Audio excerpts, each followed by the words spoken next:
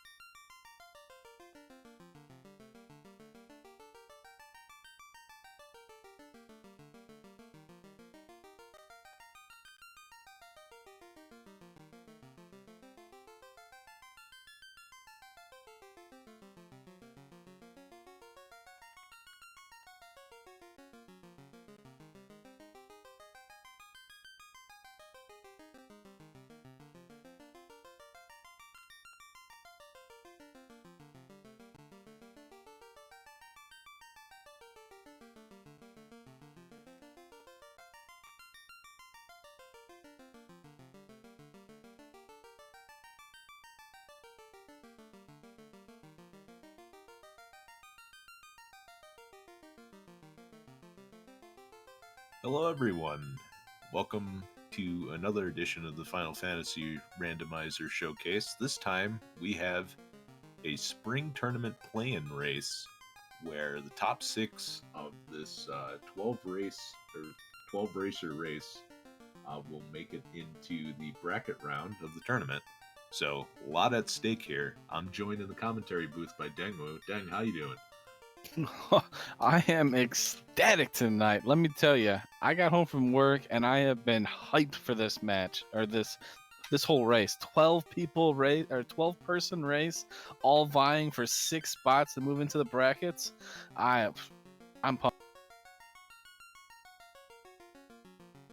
So, featured here on the YouTube channel, we have Spellzap and Gregly Puff, two of the newer but definitely up and coming runners that finished the Swiss stage at 3-2. What do you think their chances are of making it into the brackets tonight? They have good chances here. They're very good runners. They can give even the most veteran of runners a good run, for their money. Gregly is known as the Black Belt Master, if you want to call it. He runs the Black Belt. Unfortunately, he's not running at this time, but he's been practicing his fighter for obvious reasons. In Spellzap, he's more of a well-rounded kind of a player.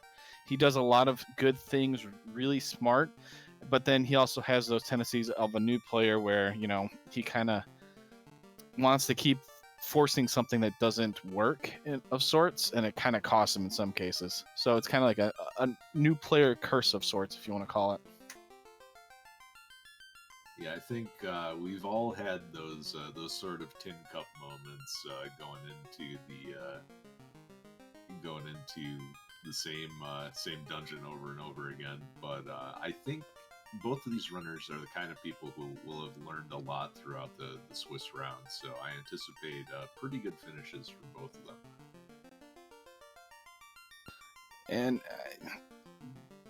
And you, the fans out there, are going to enjoy this. They don't really grind a whole lot. I know Gregly is used to grinding because of the black belt and stuff like that.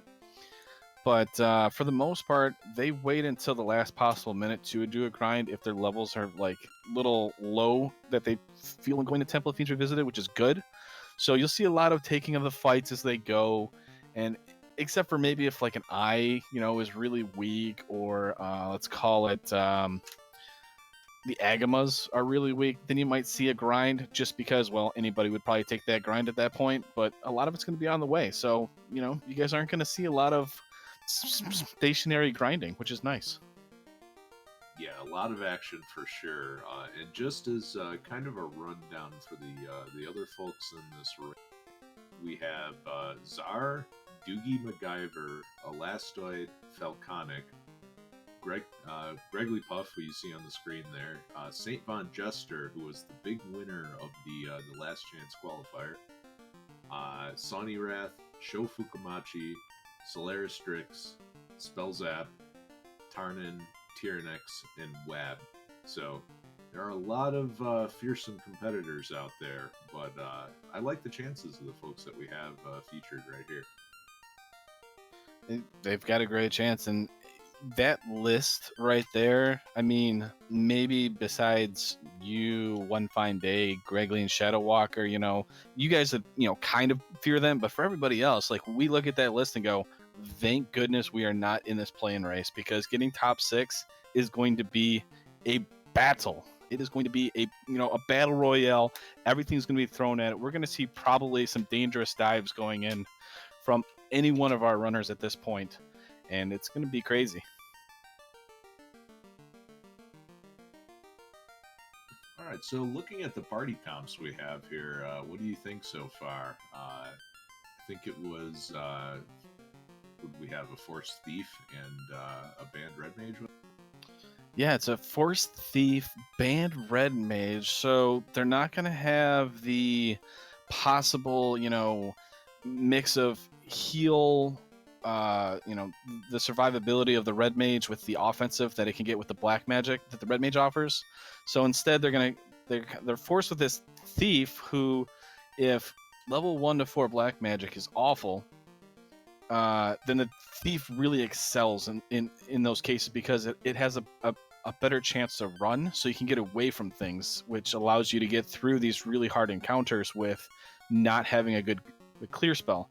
But at the same time, if there's no fast or temper and stuff like that, the Thief's usability later on becomes, nil, and then you'll see it getting banned really early in some cases or midway through, and it's never brought back again except for as a meat shield. Still has a lot of use for running late game, though, and the count is on, and we are going to be off shortly. I don't know about you, Edge. My blood is pumping right now. I can't wait. I can't wait for all that.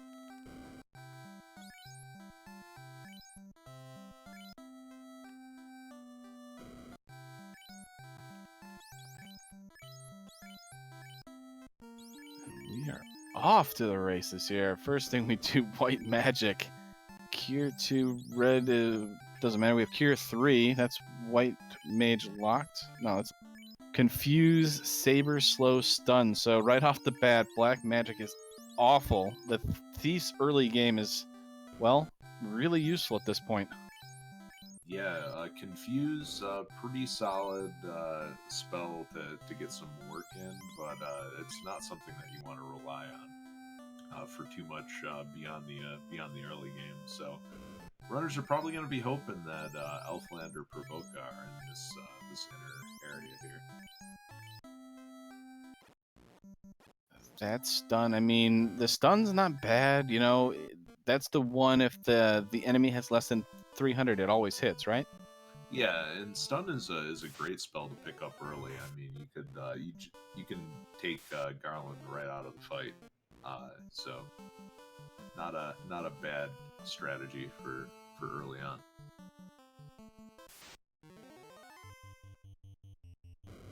So we're getting our first look. Looks like they're both going up to Temple of Fiends. Unfortunately for Gregley, he gets ambushed. Imps on Spells Upside didn't show much. They just kind of attack. So that can be good news for our runners at this point. Let's see if we get any sort of magic item here to at least allow them to have an easier time to kill Garland. Though if you crit like what that fighter just did, and Garland's going to die pretty quick.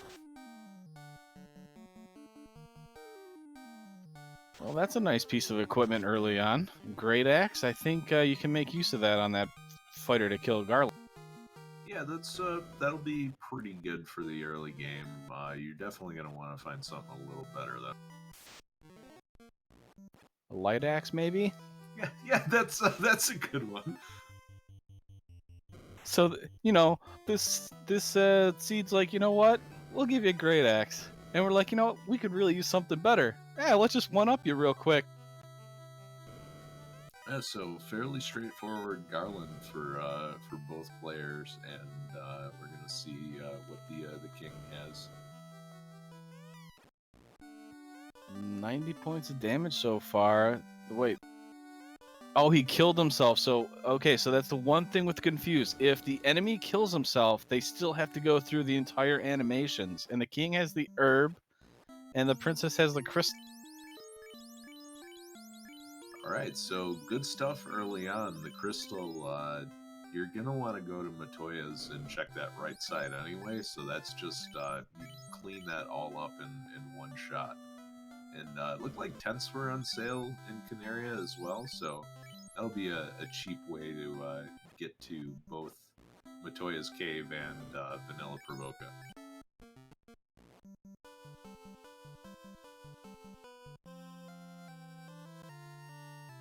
Yeah, I'm a big fan of walking over to Provoca anyways, or Old Provoca. Wow, tents are 71 gold. Ouch. Yeah, but it's better than running into cabins for 300. You know, at least if tents show up early, they're only going to be so expensive. It's so true. Besides, you have a great axe you can sell. I think I just seen Spellzap do that already, and then he went to go look to see about any more equipment. Wow, that's an interesting combination of Gur Imps and Imps there. Yeah, it's one of the rarer encounters around the starting area, but you know, not too worrisome. At least with what they've rolled this seed.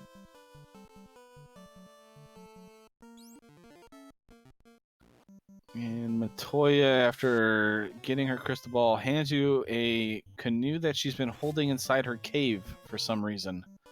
I mean, I'm not sure why she was keeping that inside, but hey, you know, maybe she wanted to go in that little J-shaped river there every now and then. I mean, it looks pretty nice. You can get some rafting done. It's a nice forest hike too, right? We get her tan on inside the forest, surrounded by imps and Gurimps, and Spellzap already forgets that he has the canoe, is going around the J River. It always feels bad. So yeah, we'll see what this town ends up being, but I don't know how much tanning you get when you have that giant witch hat on though. You get that weird tan, and it's Melmon. Okay, that's not terrible. Actually, it is terrible, but you can grind off of here. We do have the light axe, Warp, Quake, Bane, and level 5.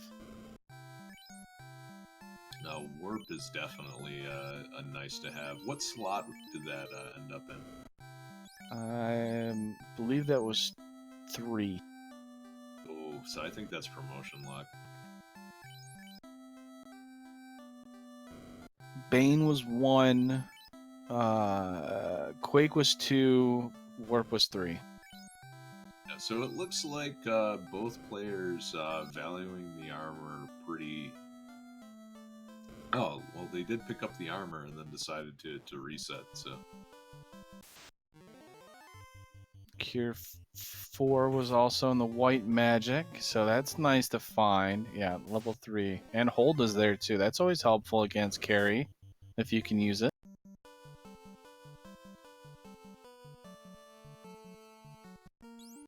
Yeah, and that was Ruse was in there as well, which is nice. A little bit better if you have like a red mage, but it's a nice contingency plan if you have a very punchy fiend in TOFR.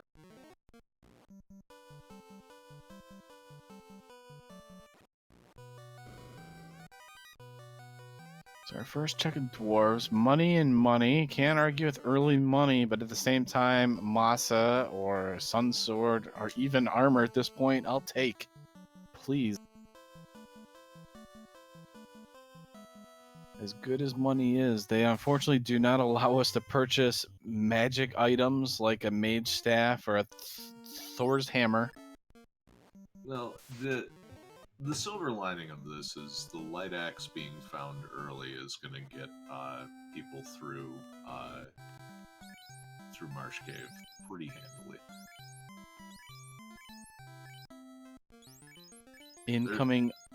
Incoming unrunnable the wizards that you rolled me, or no, that was Griggly in my 1 seed. Elflin, that's not too bad.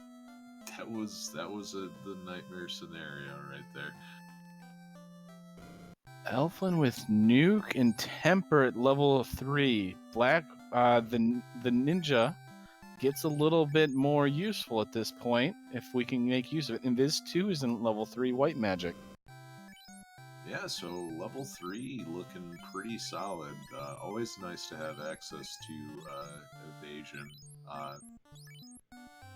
The fiends in this flag set can definitely roll high on the physical damage, so having Invis 2 lets you set up pretty safely. I mean, I'm ecstatic about Nuke. I mean, it doesn't really take long to get it either as a black mage. So, using that pretty early makes Marsh a whole lot easier to get through. But they have the canoe. They don't have to go to Marsh if they don't want to, but where would you go? Do you go to Volcano in the Armory? It's either that or making a play on Ice Cave, and really, I like Marsh a lot better than those two. Yeah, I do too, especially when you're already here. Might as well go check it out, because if Marsh is dangerous, you get the ideas of what Wraiths have. They're over in Ice Cave. There's a bunch of undeads that are over in Marsh that are over in Ice Cave, so you might as well see what's available to you. The other option is checking out what town is currently sitting in Crescent Lake. If it's Provoca, that's a pretty nice swing as well, because you get level 2 magic. But it is a pretty far ways away if it turns out to be not useful. And unfortunately, your magic is not quite good enough where you can kill things in the river to move along. So, interestingly enough, it looks like Spellzap's setting up the 2-man here. I think both of them are Griggly's with the 2-man. Spellzap on your left. He's still got the 4 though. That's interesting that he is going to go with the 2-man strats at this point. I mean, I know that Thief is not great, but I didn't think he was that bad off where maybe he just felt with Nuke at level 3, he doesn't need it right now. It could just be to get charges on the Black Mage as fast as possible. Go with the 2-man strat. Harm 3, white magic level 2. That white mage can be useful for Marsh Cave, even Ice Cave. There are stuff in there that Harm 3 can hurt, the undeads. This is a very, very nice payoff for Spellzap. And Ice 3 is nice too for Volcano if he needs to go in there. I mean, you already have Nuke level 3, but Ice 3 is still nice though if you don't want to waste the charges of the Nuke. Especially early on.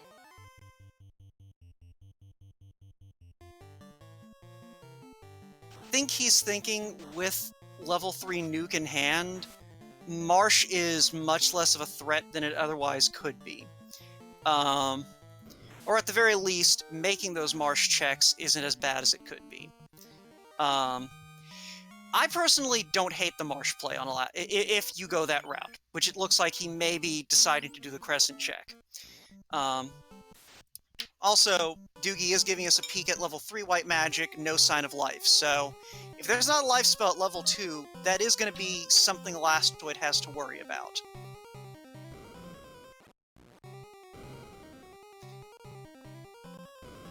Alright, and we have Crescent Lake, and it is Provoca, so this is big news.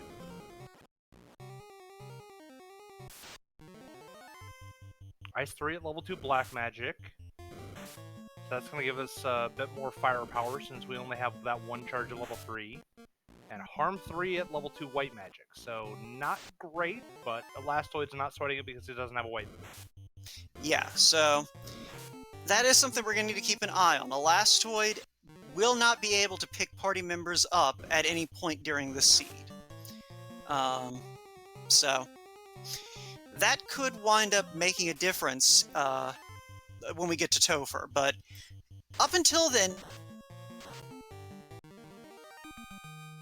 There we go. We got Gregor on your right. He's making his dive down. Spells up on your left, still making his journeys around in New Provoca, Old Crescent. Gregory looks like he keeps up his white mage. His thief. The thief is pretty useful getting through here. I mean, you've got the light axe, but you can also add the thief's run chance to this. So all three of the characters alive are pretty useful. And looks like Spellzap's taken some fights outside of Old Crescent there. There's some good that can help level him up. The peds are pretty decent. Looks like he's good though. He says, I'm done wasting time. Yeah, I mean, he's got nuke charges now, so anything that is remotely difficult in Marsh Cave, you should be able to just blast right through.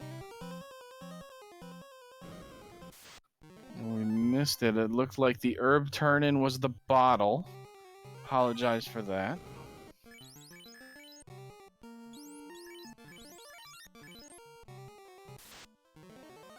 So, yeah, no sign of Gaia anywhere, and that may have been more of an impetus for Spellzap to check out that other town. Could have been the bottle turn-in, could have been Crescent, could have been Provoca.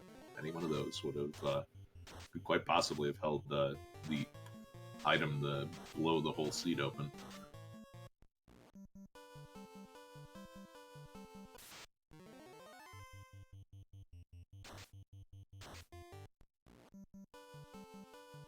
Yeah, an early guy like that would have been really nice. But at the same time, that's, hoping. I'd rather have the Elflin and the Provoca. Those early level 2 and 3, 4 spells are so crucial if you can get them early.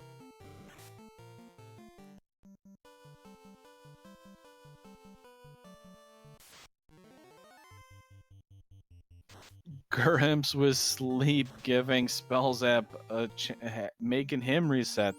And we get our first look at the wizards. They are runnable. That thief is going to be used here. Confused doesn't really have a great chance of hitting against them.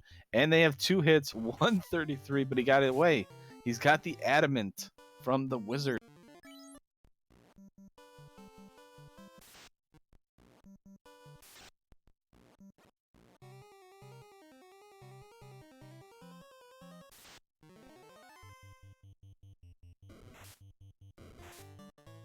Oh gosh, our bones with crack, that's going to be a pretty unpleasant encounter over in Ice. Yeah, you don't run into just one of them like you do over in Marsh. You run into a bunch of them. You can run into, 4 to 6 of those things sometimes in a formation. Yeah, and now it's time for the Gregory Puff hero run, just the solo thief here. You know what the best part about it is? Look at that name of that thief. Dang. Back-to-back runs. Let's go, baby. Come on. No paralysis touch. Oh, no.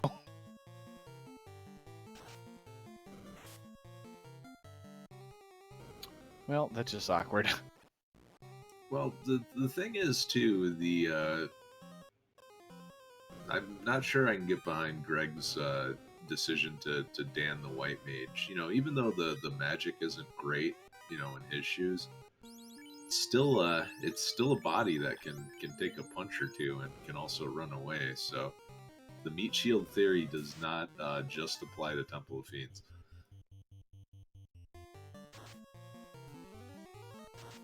Yeah, I'm not.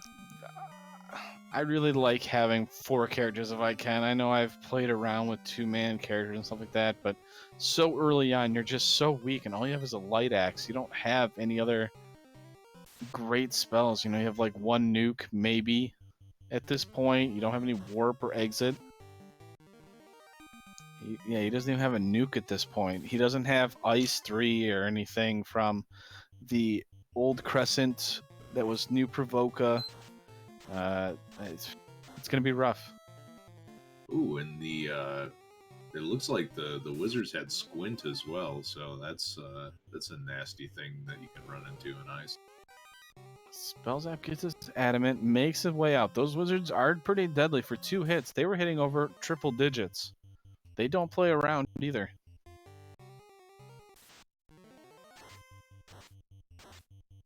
So yeah, the decision to head over to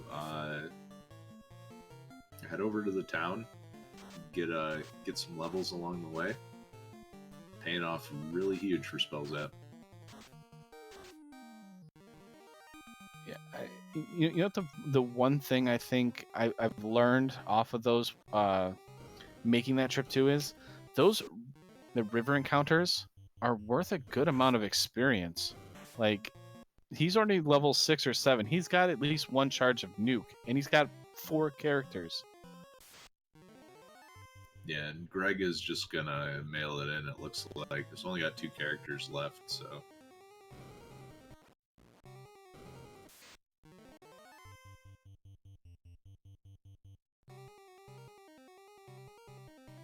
The Gurims with sleep to make things even more interesting for him.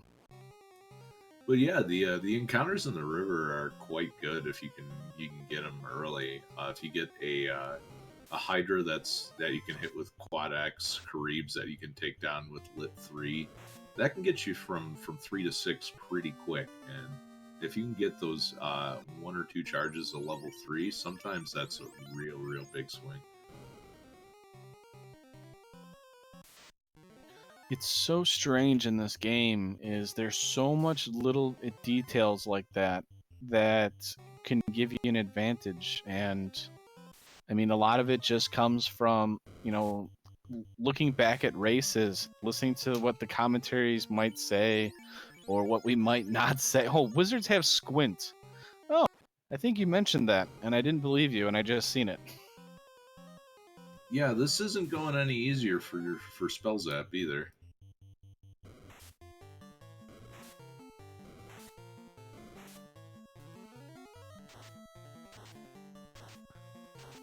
Looks like Spellzap's going to attempt to do a full clear of... Nope, he's out. He's noping out. He's going as fast as he can. These scorpions hit hard, though, early on. These things are deadly. And they have stun touch, too? Yeah, there's, if anything, just throw out your AoEs, confuse, nukes, whatever you got. Yeah, he's down to his thief. Unrunnable zombies and ghouls. But he has harm 3 on his white mage. There's that harm 3. Oh, okay. Yeah, he's good. He's going to make it through there.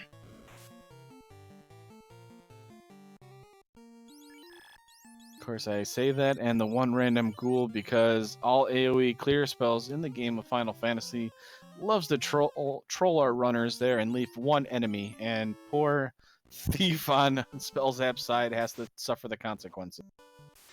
The old FFR special.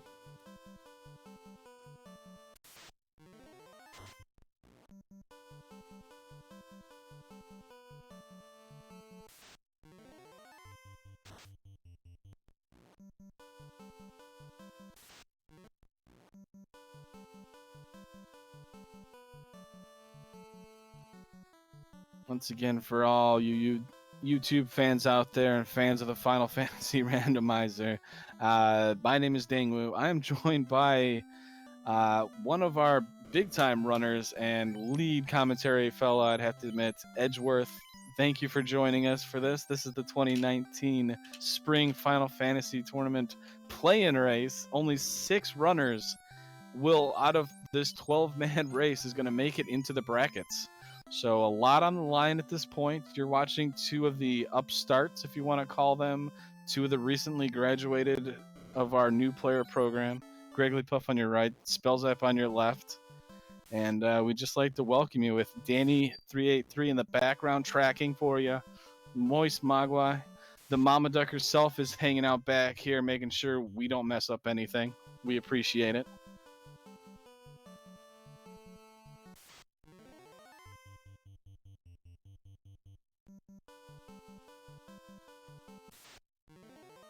I mean, I'm sorry, I don't mean to like cut you off there, Edge, but I gotta ask you at this point, what would you do to change up what they're doing at this? You're almost 30 minutes in. Gregley unfortunately has had to make a whole nother journey all the way around the continent.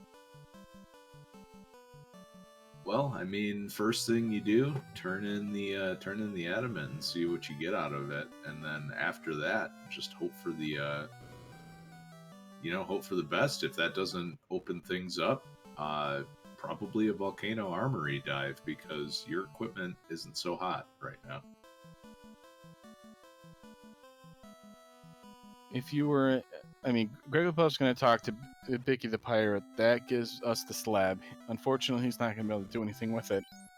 If you were Gregley, you already had a rough time in Marsh Cave. You had to, run with your tail between your legs as you're escaping. As the blacksmith gives us the cube, what would you do in a situation at this point? I mean, I know you said the volcano. I mean, we're definitely not going to Ice Cave, so we're still keeping with the volcano thing here. Do you try and make the dive all the way down to kill Carrie, or are we just trying to get the equipment to go back into Marsh?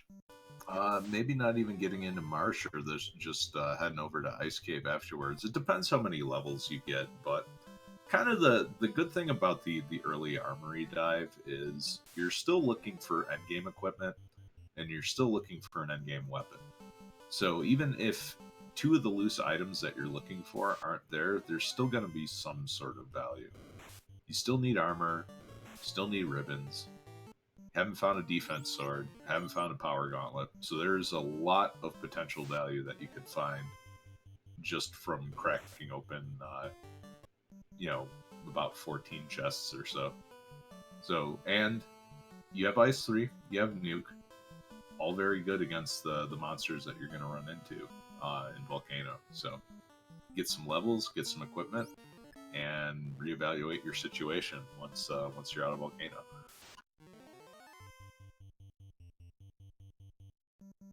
I mean, I can't find any fault with it. I mean, I gotta admit, if I was in their shoes, I'd probably be freaking out at 30 minutes in, especially on Grigley's side, if I haven't been able to make that marsh dive. I'm already behind. I would probably do some dumb dive where I'd go into Ice Cave because of how nervous I am trying to fight for those 6 spots, but I got lucky enough and don't have to do that, so I get to sit back and commentate on him and act like I know what I'm talking about. So Greg is doing a grind right now to get some more spell charges, which is not necessarily a bad idea. So, there are some pretty nasty enemies in this local area here. Hasn't had any luck finding the magical. Oh, those magical peds. Those are amazing for early experience. So amazing. But then at the same time, they can really, hurt you with those high HPs that they sometimes get.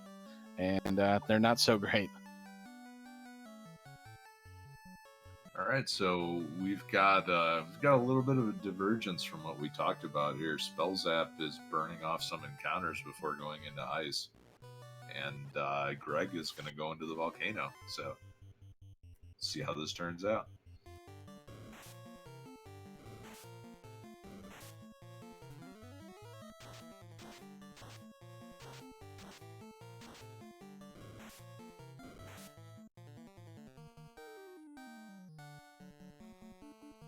So there we got ice and a volcano dive, just like what you kind of did.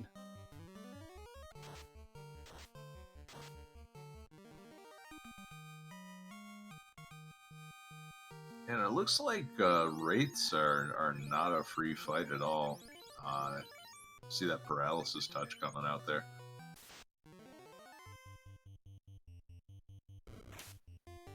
Now, one thing, Danny, our tracker back there, I don't believe we've seen it. He could have translated that slab. It's not a huge deal at this point, since we don't have access to Lefane yet.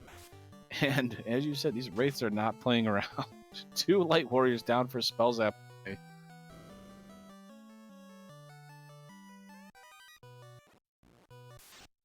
Yeah, and the other thing too is just the more spell charges you can come into Ice Cave with, the better off you are. Level 8 on Gregory's side. He's running a 2-man strat at this point. On our left, unfortunately for Spell Zap, he had a encounter with Wraith, wiped out 2, as what just happened. So he's just trying to get a scouting dive at this point.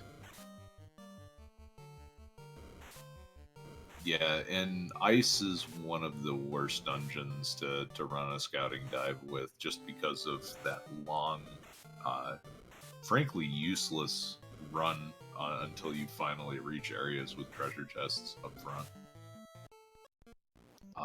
And paying off for Gregglypuff, he finds another light axe, which is going to come in handy. The dragon armor and another light axe. So after promotion, that fighter / knight is going to become very well protected, but he takes a wipe. Volcano's not playing around.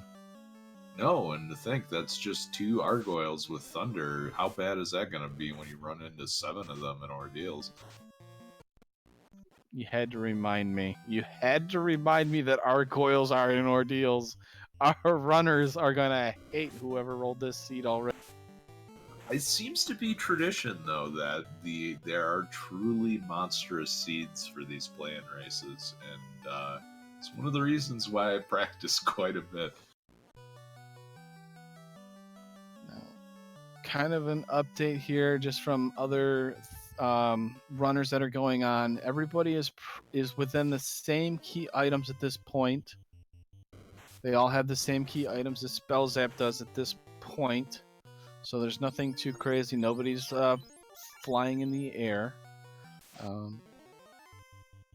More of the information, you can go check them out. They're over on all the Randomania channels, but I just wanted to give everybody a little update of the other runners. Nothing's ahead of Spell Zap at the moment, at least key item wise. So this is a very close race. These runners are having issues everywhere. Oh god, Giants with Quad X, and Gregglypuff is going to have to return his gear to the armory again, but I think it's the right move. There's flame armor in there, and there's a light axe in there, and both of those are going to be so useful in Ice Cave. This is the seed that keeps on giving. You guys are in for a great round, let me tell you. The way that our runners are going to have to adapt to everything. Argoyles, which have Thunder, that Edge has mentioned, is on Spell Zap screen, but he gets away.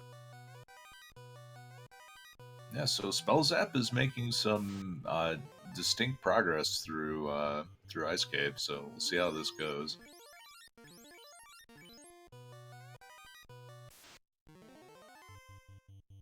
Oh no, our bones. There's 6 of them. Oh, the first turn escape.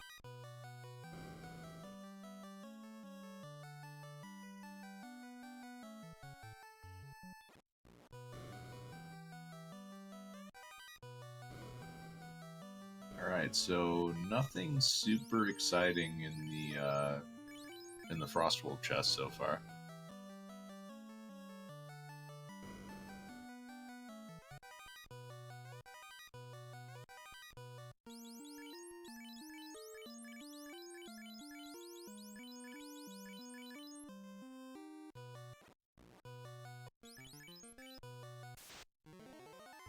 I mean, if I was Gregory at this point, I would just take these McCreevy fights in the water and just level up. Oh, Mage Staff. Okay, that's great. On top of the light axes, he now has Mage Staff, which gives me access to Fire 2 with unlimited uses.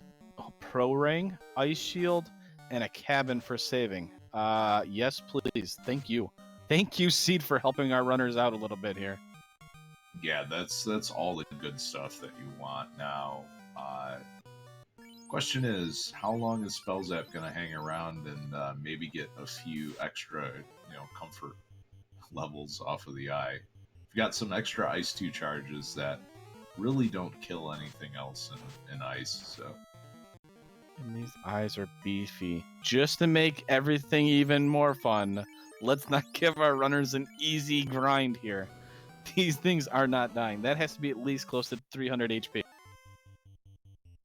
Yeah, that's definitely at the 220% mark for sure. And yeah, that's not good for a grind, but floater is good for cracking the whole seat open.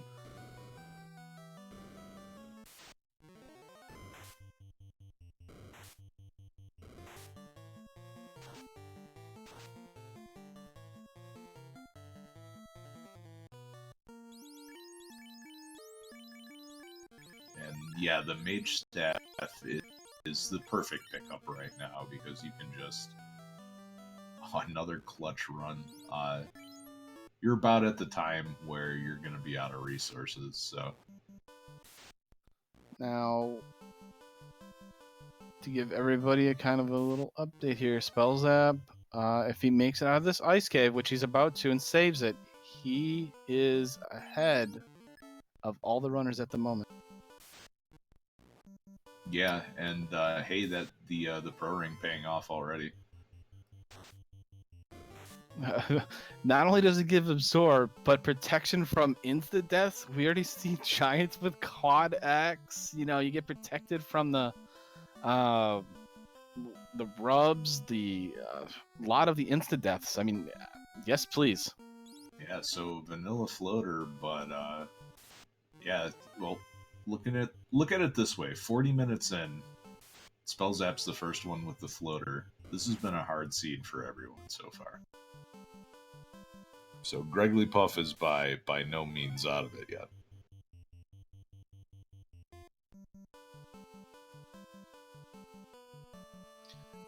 Oh no, he's definitely not out of it. I mean, the 2-man is very good in its own right. It has, you know, some of the weaknesses, obviously, which is the early game of some sorts when you don't have, you know, a good clear spell, which he didn't have up until now that his Black Mage can finally cast it.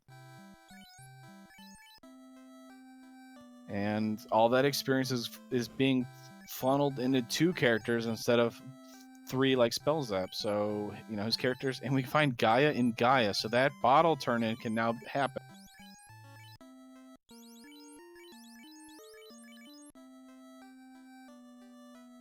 That light axe is just doing work.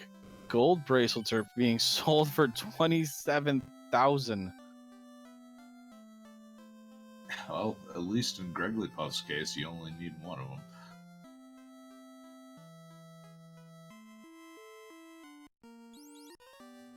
Oh, and you know what? There's the silver bracelets as well, and they're a nice contingency plan until you can get back here again. Oh, Greggly. His Black Mage gets glanced, and then his knight gets glared at or something like that.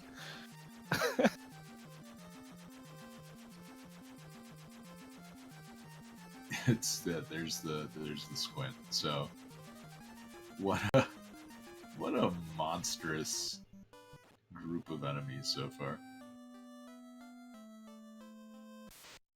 So out of the lake in Gaia, we get the rod. So that opens up Earth, but everyone hates Earth, so don't expect to see it anytime soon.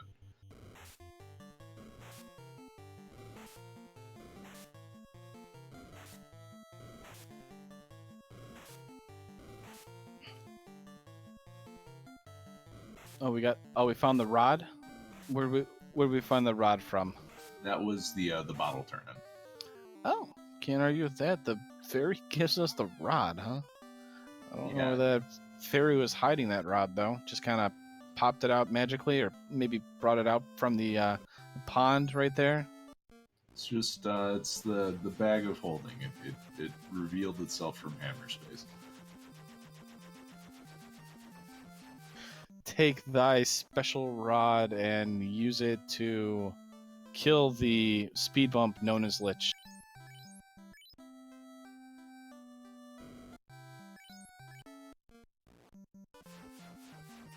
Alright, and Spellzap landed in the Vanilla Lefane area, and then immediately took off north, so heads up play to remember before going all the way down that Slab was not translated and you had not found Leifin yet. Yeah, he's got to be careful of those giants. I mean, he does have the pro rings, but he can lose a lot. And another round with the Wizards. 2 squints, 2 deaths. Correctly, unfortunately, takes the wipe there. Ow.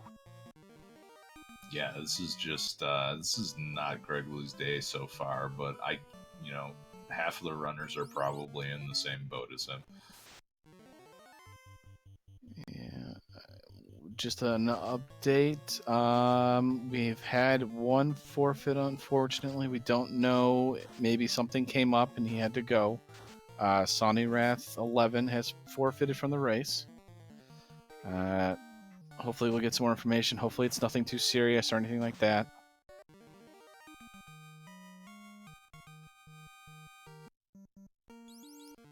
Yeah, and Spellzap still with the big advantage here.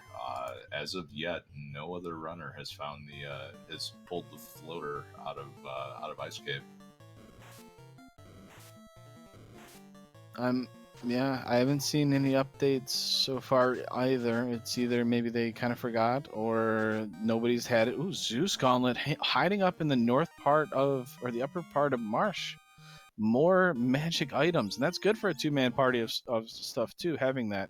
That fighter needs something to help clear out besides just casting nuke, because sometimes that nuke will troll you. Yeah, like I always say too, it's good to find Zeus Gauntlet or Thorhammer before you do your ice dive. It just, you get so much more mileage out of 2 people casting an AoE to kill the Wizahag, Arsahags, or the giant set of, oh no, I think those scums had glare. And while that was going on, we found our shop item. It's the TNT for 49,000 gold.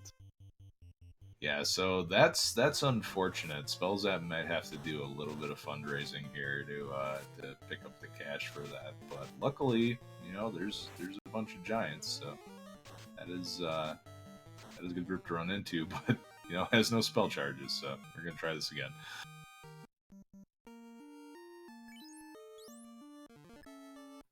And you know what the great part about that Zeus Gauntlet is? It's lightning still does decent against undead. Yeah, you're never unhappy to see Lit 2 or Lit 3. A lot of the other spells, elemental AoEs, feel more situational, but lightning works against a lot of stuff in this game, and so its effectiveness lasts, I would say, a lot longer than the other AoE spells.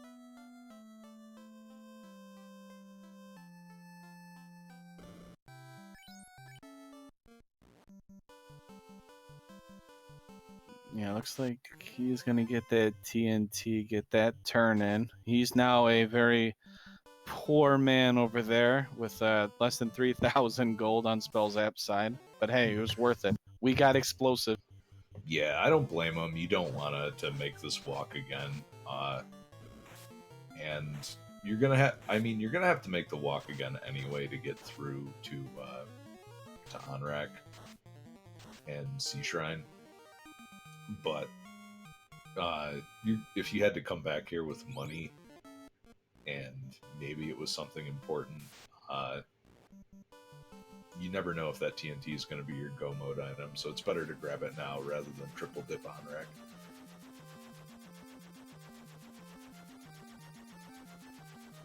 Agreed. And you know what? I am probably one of the worst offenders of the triple dip or the quadruple dip. I am awful at it because it's kind of funny. I've learned to take many notes because of that. Because I'll do the quadruple dips going, what was in this item shop? What was in that item shop? And we're getting the Sarda check by Spellzap as I'm talking. So what is the old man hiding in a cave here with, well, a bed and a fireplace? Oh, good. He made our hair pretty. Hey, I'm not going to say no to that. Ribbon's the incentivized ribbon is one of the nicest things to find. Not only do you get the information that a loose ribbon that you find, you know now that it's not one of the loose items, but it's also one of the best resist items in the game too. So the earlier you get that, the better off you are. You know what? You're right. I mean, even though I kind of, nagged on it and stuff like that. Oh, great. I gotta. Ooh, Gregory unfortunately gets stoned on his fighter. Does he have soft? He has one left. Okay. I rag on it because you get it, but at the same time, it's so nice to have, though. Having resistance to all elements, yes, please. Right, and now it's time for Spellzap's, kind of arc through Waterfall and Crescent Lake, the last town we've seen. Life and Life 2 both at level 6, so once Spellzap has any money left over, that's going to be good to get. I don't think he's turned any adamant, has he? Oh, yeah, it was the cube. Okay, so yeah, he's going to go over here. He's going to do his TNT and Crown Turn-In. He's hoping that the kindly old king here is going to give him the key, because then he can do the dwarf. And there it is. But wait, who's this Asto fella? What a twist. I was shocked. Who is this guy? How dare he attack us? Certainly no one would have seen this coming. Welcome to chat, ZX Draven. I'm Dingwoo. Edgeworth is the other guy. He's the more sane person of this in a duo combination. In the background, we got Moist Magua, Mama Duck herself. She's helping out all the other trackers and commentators, keeping them updated on how our two runners are going. And our tracker for this evening is Danny3883. She's kind of the all-star tracker. Uh-oh. Is that a Sarda special? TNT gave us a cabin. Oh no. 3 loose. We have 3 loose. What I mean, what else would you expect from a play-in race, right? I am dying right here. Okay, we have 3 loose, everybody, and we haven't found any of them. And while I'm here, oh wait, here he goes, the Hooray Dwarf, because he knows exactly what's going on. So to kind of give an update on top of the 3 loose, Tarnin has the floater. We also have Falconic and SVJ also have the floater. We don't know if they're in the air yet, but they have picked them up, and they should be safe since it's been updated.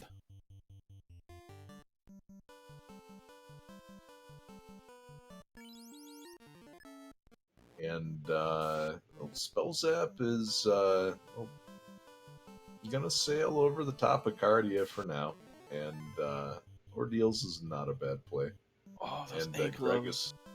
Greg's finally gonna turn in this this herb for the bottle, and not immediately useful. Thank you, ZX Draven, for the comments, giving us a compliment. We appreciate it. This is all Edge. Like I said, I'm going to be the wild one, the crazy one. Edge, he can do that too, but he's more the even keel guy of this group. I can tell you already. Hey, doesn't matter when we're both 4-1. That's right, because we're not doing the Sarda special tonight.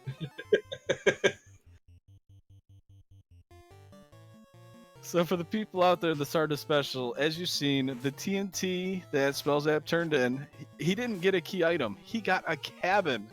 That got shuffled in, which now means instead of the normal 2 key items that are loose out there in the world, we have 3. 3 key items are loose in the world. So our runners are going to have to go searching for them. Are they all required? We don't know yet, but they have to go searching for them. It's an extraordinarily rare occurrence, and I think we've only seen it one other time in the tournament. You know what? I believe it happened on the first night, and then it happened one other night. Yeah, it's Okay, it's so extremely rare. Yeah. yeah, so out of all the tournament matches, 5 rounds of Swiss, we've only seen it twice before this. So yeah, it's pretty rare. But when it happens, oh, you're glad you're not running in it. You're so right. Because I probably would have forgotten. I've been like, wait, what did the TNT give me? And I'm looking at my items like, nothing changed. Oh wow, the spell zap, no problem with the Argoyles. Goes first, drops the knee. And then he runs into the whammy. He didn't get the money. No, he got the whammy and went all the way back to and he hits the whammy again. There He are some. resets. I mean, at this point, you just want your spell charges back. That 2 whammies in ordeals. That's just cruel. All right, Ordeal, so you win this round. Let me reset here and let's go it again.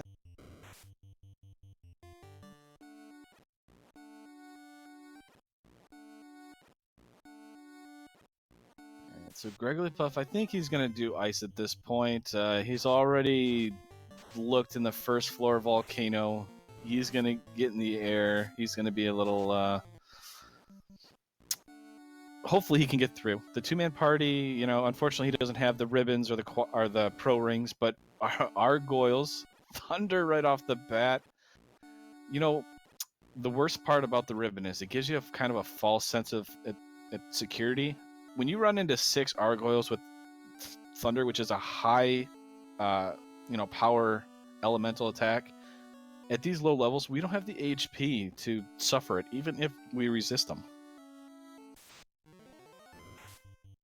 Yeah, so just the lone black mage standing, not gonna happen. Just reset again. If you're gonna take a bunch of wipes though, Ordeals is the place to go because it's a relatively short dungeon, and every time you wipe, you end up having more information about how to get through it the fastest. So.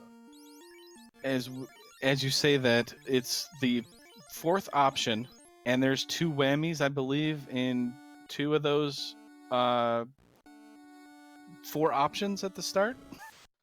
Yeah, so I mean, it could still be terrible, but once you know the path through it, that's what takes the time. So, a lot of other dungeons, like say running through the top 3 floors of ice, you don't get anything out of it. But Ordeals is one of those dungeons that even if you died twice, at least it's shorter after you died.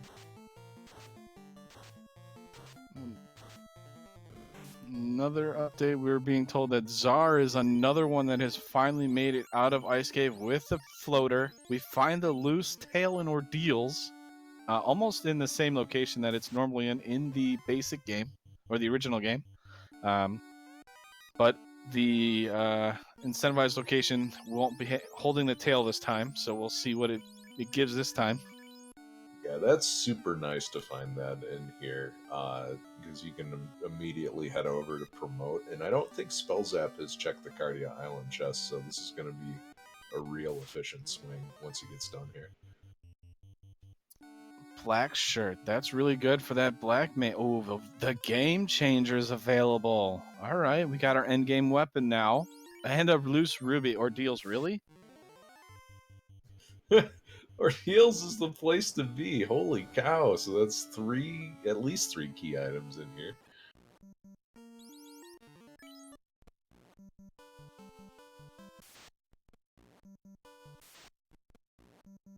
So this isn't too bad for a Sarda special to get 2 of those 3 loose items all in Ordeals. This is huge for Spellzap to get it this early. He went there right away, pretty much. Yeah, and it looks like the chime is kind of the last outstanding item, which is nice because that pulls Sky off the table. Yeah, that's kind of unfortunate, but at the same time, kind of fortunate. Gregory is in Ice Cave. I know we haven't been giving him as much updates, but Spellzap has kind of been giving us all this new stuff here that has been very trolly for us, makes it more entertaining, more drama for you guys, the fans. So we're going to give Gregley love too. He's battling his way through Ice Cave at this point. He's trying to get his floater. He's not that far behind. Tiernex has also got his floater at this point, so he's in the air, or very closely. And another thing too is that you can never count any runner out until 6 people have finished. This could be just an absolute nightmare Temple of Fiends. We don't know. So. And our runners are told to keep running even if 6 people have finished, because things can happen. People might not make it to the bracket play and stuff like that, so they have a potential chance of, getting moved up into it. So you're going to see the runners continue to race. They try and keep you updated. We're going to bring in a lot of interviews with the runners and stuff like that, give you guys as much content, as much, fun stuff. So right now, Spellzap is going to do the promotion. Also dug out a Pro Cape, which is very nice. 8 absorb in the shield slot for a mage you're definitely not going to say no to. You can now equip that game changer. What do I mean by that? The Vorpal. Highest crit chance weapon in the game. Little low on the attack damage, but enemies have high absorb. Generally, the Vorpal is the go-to weapon of sorts.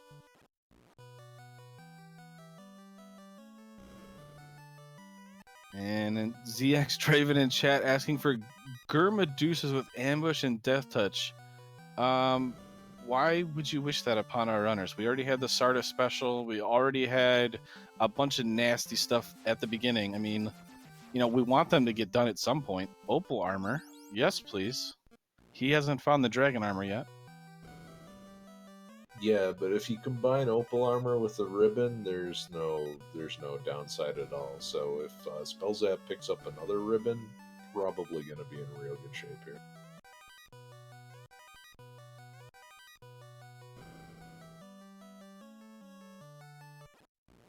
So he's still looting the Cardials. He got some good stuff. Yep, the Opal, very good, very good. It even gives you lightning resist.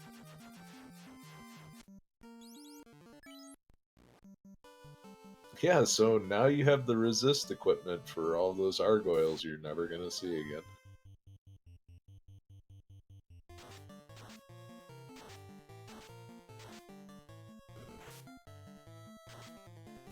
Tomorrow is some point.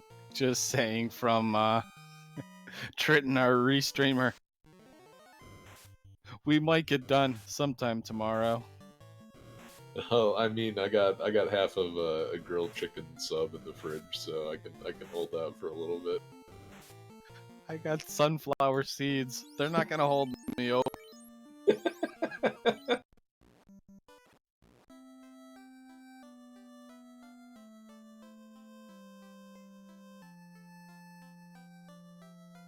So we're about to see the slab turn in here, right? This is Lefane? Yeah, only town we haven't seen yet, so pretty good time for Spellzap to finish this out. And he's got waterfall right there, so there's Chime. Excellent.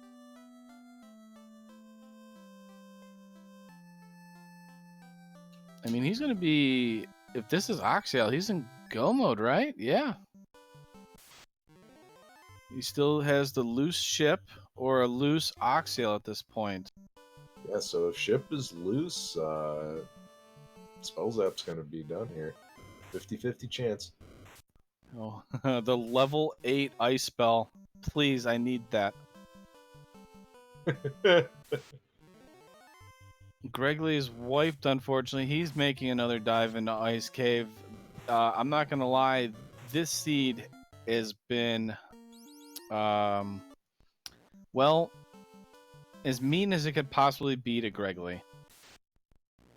The other thing, too, is that this is definitely not the seed to roll a two-person party. Just, there is so much nasty stuff running around early, and you don't really have any resistances. And it's been very hard for Gregley to get initial levels, just because everything that you normally would get levels off of has been, they've been fighting back pretty effectively, and Spell Zap, taking 4 extra levels into Marsh and still taking some wipes, like that showed you how hard the early game was. Spells up on your left. Swing with the light axe. Realized that his knight was swinging a purple axe, and said, "Wait a minute. Why is the Vorpal not equipped? I can equip that now."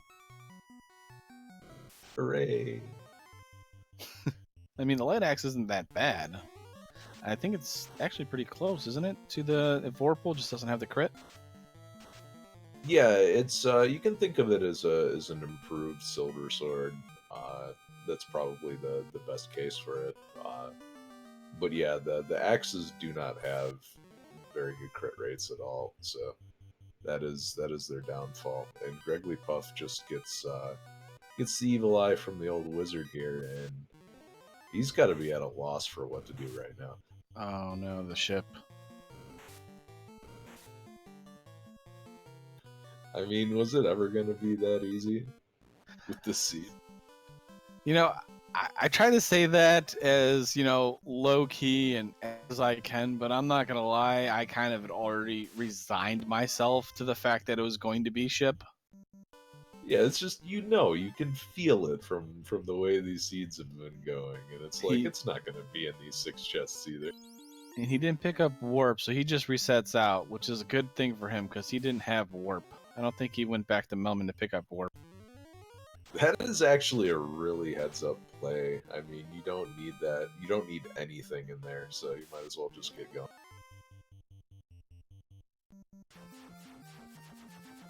I'm kind of looking through our updates right here. I don't see anybody that's found the tail yet, so nobody has gone to ordeals yet.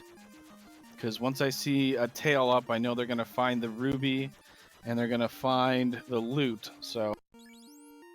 So you basically, in this position for Spell Zap, you can go pretty much anywhere. And the only thing that you're missing is the Oxyal, right? That's all we're missing.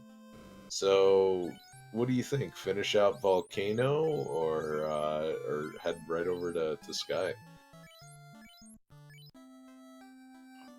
For me, at this... I mean, it depends on what he's going to do. Like, I would be tempted to raise up that ninja at this point. He's already got level 15 with all of his people right now. His casters aren't going to be raised up that much more. I mean, yeah, the knight, but, you go searching for Sky, you can get that thief up to 15, and you get those extra casts of tempers and nukes and stuff like that. Now that ninja becomes a lot more useful, and on top of that, then you can run from Temple of Fiends Revisited instead of taking all those annoying fights and having like a weak character that just does nothing. Interestingly enough, the thief is still really good at running away even at low levels. I think you hit like 85% at level 5, so but I get what you're saying. The spell pool for the ninja is really, really good this seed. So anybody that decided to keep the ninja, upright for the bulk of the seed, I don't blame them at all for going back and getting that magic. As of right now, for the people in chat, Spellzap is leading key item wise. SVJ just found the tail, the loot, so he has gone through ordeals. I would classify him as second at this point, since he's found 2 of the loose key items already. He now has the most information, or second most information, out of this Sarda special, which is 3 loose items. So, welcome to the party, everybody. We're having a grand old time. Yeah, and now Greg has come back to Volcano and is going to dig out some of these chests here. So Hairpin Turn didn't have a lot to write home about, but Greg has picked up a good amount of levels, and provided the Argoyles don't show up again, can probably walk these out no problem.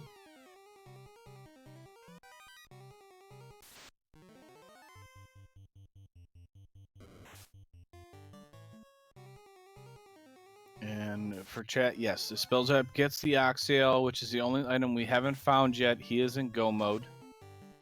Yeah, there's a katana for spell zap in Mirage 1, so some nice chip damage available for the ninja now. The katana, notable for having the same crit rate as the Vorpal, so even low-level characters, hey, both of them are there. Low-level characters can still do a decent amount of damage to the end bosses there. Yeah, he found both katanas in Mirage, and Gregley met 5 red gargoyles. And, well, Thunder's going to end your run pretty quickly. Yeah, I feel like I've been commentator cursing poor Gregley left and right here. It's not just you, though, Edge. I mean, I've done it now. I mean, I've been there. I've done what, he's doing right now. He's trying to battle through this, and it's one of those things, I think, where you just try and one-up the seed by trying to force that 2-man into this, and it's like, no, I shouldn't be doing this. I mean, it's rough too because I think if you had the survivability of the red mage, this would be a little more doable. With the extra HP and such, but this until you get a bunch of levels, this party comp is very fragile in the early game, and it is just given Gregley Puff the business this whole seed. Now, ZX Draven, probably not. We have kind of a thing between Spellzap and I. We tend to kill off each other's characters that we name each other. I have to admit, he probably will not res me just for that pure fact. But I would, though, because I'm a big fan of the Thief, and if I get temper and nuke charges, yes, please. Dengwu is a big fan of Dengwu. You don't say. I know.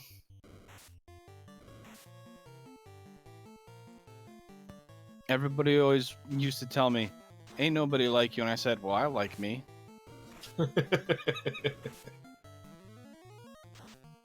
All right, so the big takeaway from the greater than less than room was a pro ring, and this is a slow ascent for Spellzap, but he's getting a lot of levels and he's getting a lot of good gear. Unfortunately, these dang hot dogs are unrunnable, so very, very time consuming.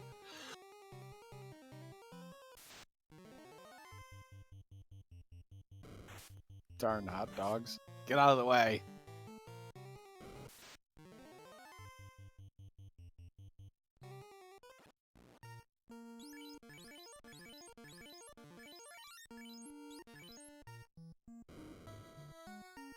Alright, Gregley Puff is going to pick up the flame armor again, and that'll be, again, pretty nice gear to have early on. 32 absorb, 11 evade penalty, and fire and ice elemental resistance, so good stuff. An eye here. We know that it's got some health. It just took 273 from the Vorpal strike there.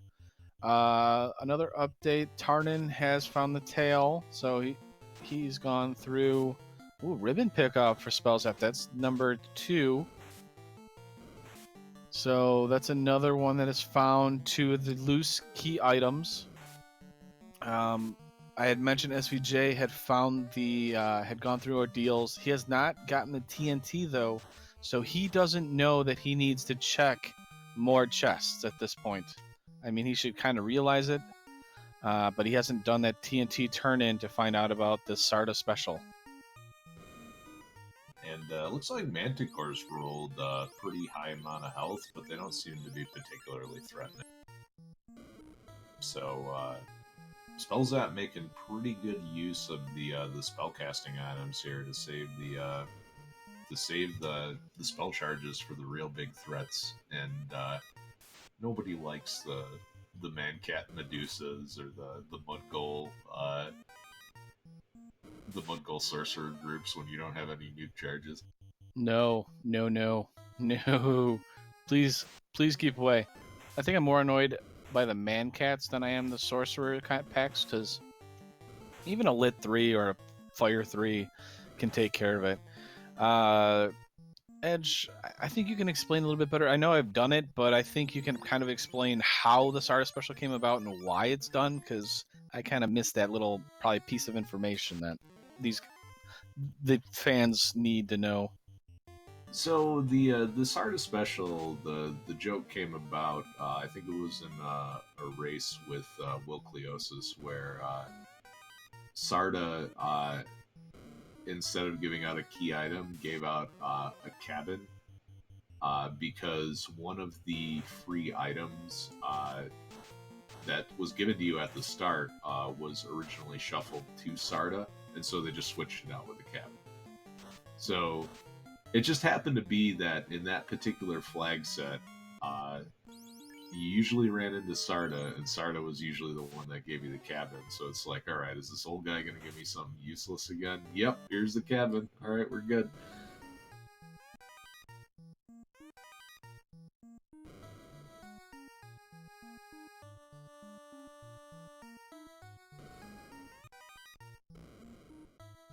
So unfortunately for our runners, they are going to be searching for 3 loose items instead of 2 loose items that is normally mandated in this flag set. Luckily, though, we found 2 of them in ordeals right away. So that at least, makes a sigh of relief for the runners that have done that. And there's our loose Oxiel. So Spellzap has entered go mode at 1 hour and 16 minutes. He's got the Vorpal. He doesn't have Power Bonk or Defense Sword. Do you still check chest at this point? As far as the defense sword goes, I think you have Invis 2 available, and I think you've also got. Was there a white shirt that was fine? I haven't seen it, to be completely honest, but it might have been. Well, you've got the white mage that's still going to cast Invis 2, so that'll be pretty useful. And if you get a few stacks of that on the fighter, if they're a high enough level, that's usually good enough. The power gauntlet and maybe one more ribbon, I would be very, very happy to get. And yeah, looks like Spellzap still. Well, if you're gonna dig out chests, this is a pretty good floor for it, because the enemies here get great experience. Yeah, and you don't have to run into those bad men. And we have our first fight. Oh, and speaking of the ribbon, Spellzap now has all 3 ribbons. And he's fighting Carrie. He's got Poison Touch. He is giving Gregglypuff a work right now. Confuse is going to hopefully land here. Nope.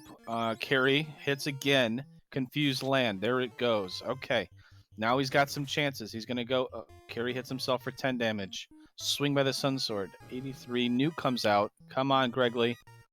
No, Carrie says, I am not going down. Carrie beats himself again for 6 damage. 103 by the Sun Sword. Gregglypuff has his first Orblet. All right, Greggly, you're still in it here. Use that momentum. Go to Ice Cave. Get in the air. Yeah, and Spellzap is going to commit to finishing this out. Maybe he doesn't feel as good with the Vorpal as some other runners, so or just wants to get some better equipment. So we'll see how this goes. Have we seen Temporal? Yes, Temper was with Nuke, I believe. Okay. Yeah, maybe that's a good reason to find the Power Gauntlet as well. Nuke and Temper being on the same slot feels kind of bad. I mean, that second floor of sky that's been pointed out by ZX Draven and Random Assault, welcome once again. The third ribbon by Spellzap was found there. Oxyel, the ever important go mode that, the key item to actually complete the game that you need. Oh, and the man cats are here with Dazzle. Good news is we have ribbon. Yeah, bad news is Spellzap is down to 30 some heal potions right now, and this is not a good feeling when you have a potential Warmech. I think he has exit. I would exit out at this point. He just found another pro cape and a defense. I'm exiting. I think I'm exiting. I save those levels. I save the defense sword, and I come back up after getting more heal potions. Wow, so Spellzap deciding to dig some more finds incredible value here, and that's really it. Is there anything else that you could possibly want out of here? Other than the power gauntlet, yeah. Yeah, the power bonk. That's the only thing I'd be looking at besides this. I mean, I don't know what his levels are. If I'm in the 20s, I want that thief. I would think just to maybe get more temper charges, so your fighter can start swinging sooner instead of because fiends like Kraken too. If you give her time to engage and to warm up of sorts, she will make you pay real quick.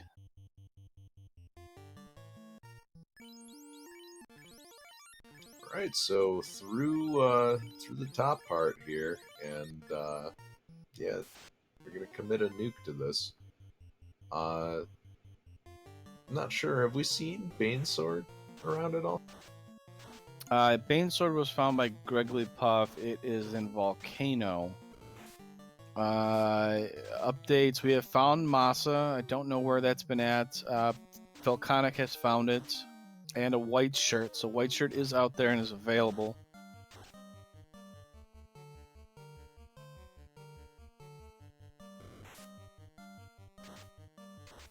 And well, we've got some unrunnable slimes, but the good news is you've got a mage staff, so.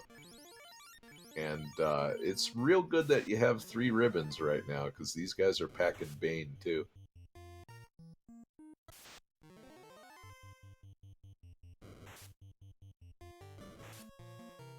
And Gregley is making it a little further into ice now.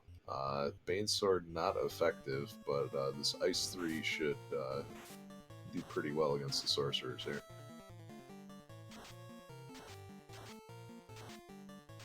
And I've been... Masa was found in Earth Floor 4, and Banesword was in Volcano, Temper was in Elfland, so... Not too bad. About half of our runners are flying at this point, so they are definitely having issues. The slimes, I would take that metal slime fight. Oh, never mind. Oh, he's okay. He's got all ribbons. Bane's okay. We have ribbon. We're good. Our hair looks amazing, and we're well defended against elemental attacks. We're good. So, interesting decision. If Falconic found it in Earth, that means he was gambling on a key item being in Earth. But Mazmune, you lose a little time digging out Earth, but you're going to gain some time on the back end for having arguably the best sword in the game, as long as the Fiends haven't rolled insanely high absorb. And you're absolutely right. It's not just the Fiends that a lot of people, Masa does so well against everything, though, because it hits so hard. Most of these random encounters you run into, or even these, first fiends like Tiamat, don't have the absorb normally that, you're going to need in the Vorpal. So right off the gate, it's already hitting hard. Yeah, here's the Vorpal for 2 for 108. So this Tiamat is seems to be a little evasive so far. Spellzap not trying Brack strats, just going straight for damage here. Yeah, I'm kind of surprised by that. He's just waiting with everybody else. He's just using the Vorpal, but Tia, is already down. So that's his first orb lit, and that's the air one. Yeah, I mean, all you need is one big hit with the Vorpal. It's just a matter of when it's going to come. And 2 for 161 just happened to be good enough. So as much as I know of at the moment, Falconic, it beat up the Fiend of Earth Lich, got his first orb. Gregley beat up the Fiend of Fire Carry, lit that orb, and Spellzap is the only other one to light an orb, and he took on Tiamat. So, first kills, and they're all over the place. Yeah, but the biggest note here is Spellzap is the only one in go mode right now. So, time to really step on the accelerator here. And yeah, he's not even taking any of these fights here. So, kind of interesting. This might be a lower level Temple of Fiends dive, especially because Spellzap has already done Sky, where you expect to get a ton of levels out of. So another update, real quick. Wab has defeated Carrie. Tarnin has defeated Carrie. Czar has defeated Carrie. Gregley once again has defeated Carrie, so he's doing a very, he's in it still. The only thing with Falconic is he has not bought the TNT yet, so he doesn't know about the Sarda special. So he's found his two loose. He might start going and then realize that, he might have to recheck some stuff depending on where he goes. Yeah, so question in chat about the Vorpal. Vorpal is better for high absorb fiends and extremely high absorb fiends. I think when I ran some simulations back, I think it was around the neighborhood of like 144 absorb, but I think those were flawed and it's a lot closer than that. I haven't really run the numbers, but with, let's say you have a chaos that rolls absorb 100 normally. If that chaos is rolled significantly higher absorb, then the Vorpal, when it crits, is going to ignore that absorb completely, and that's the big advantage of it. So the higher the fiend's absorb is, the better Vorpal is. But a lot of times those fiends just generally don't roll that high, and Mazmune has the highest base damage in the game. So, and you also will likely have an extra hit versus a Vorpal user as well. So Vorpal is definitely situational, but there's a lot of times when you want to use it.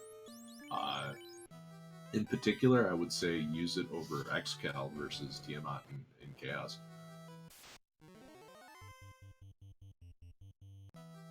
Yeah, that is definitely even Moss. Oh, there's our power box. Spellzap checks 2 chests on the way, so he's feeling extra good now. That thief definitely is probably not going to be needed at all at this point. I don't think he had any plans of raising him up whatsoever.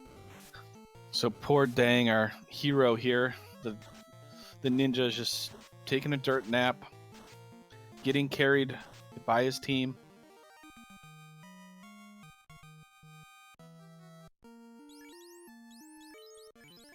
Yeah, doesn't even need to check the Sharknado room at this point. Just gonna roll right on by. And why would you? You found everything that you possibly could want gear-wise. You don't even need the dragon armor. You've got Opal with a ribbon. So, and another question in chat: has there been a high absorb and a high evade chaos? Yeah, that combination.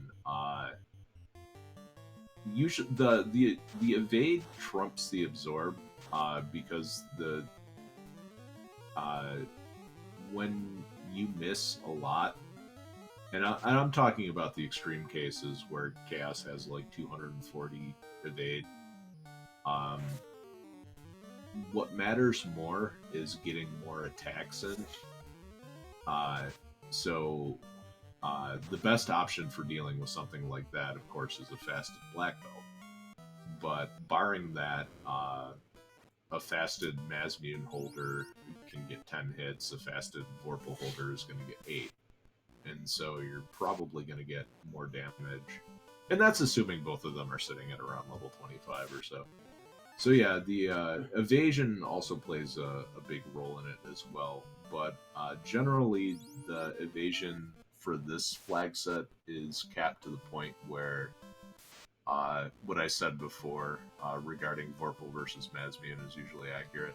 But yeah, if you get like a 240 evasion chaos, yeah, either pray with Banesword or bring a black belt. And Gregory is almost there. He's getting there. He is slowly making his way to that eye. He's going. Oh, our bones. I spoke to. You know what, Edge? I am just gonna walk away. You and I apparently just give the commentator curse to Gregory, and I apologize. He's gonna hate me forever. But on the side note, Spell Zap, I'm gonna do it after. You know, it's been a couple minutes, and he's already saved. He was able to defeat Kraken, and he's lit his second orb, so we're good.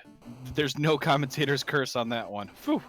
Yeah, extremely clean Kraken fight, and Spellzap is doing a pretty good job of manipulating the encounter table as well. So this is just a straight shot down to carry, and probably, you know, he's gonna grab a couple more chests.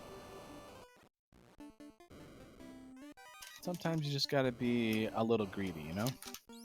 Yeah. So another question in chat regarding the black belt. The black belt is the best class for mitigating risk. If you a black belt to 42, he's just going to steamroll through most of the time. So you have to pay for that in how much time you spend solo grinding him.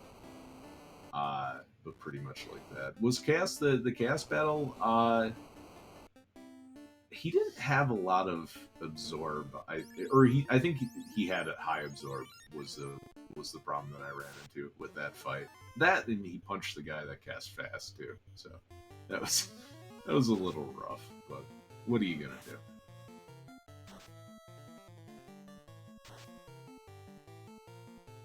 Yeah, I think Spellzap skipped the armory as well. So I mean, there were some good stuff for mid game, but Spellzap has pretty much everything you would want for endgame, minus, you know, like Mazmune or Excal. So he's in. Yeah, he doesn't.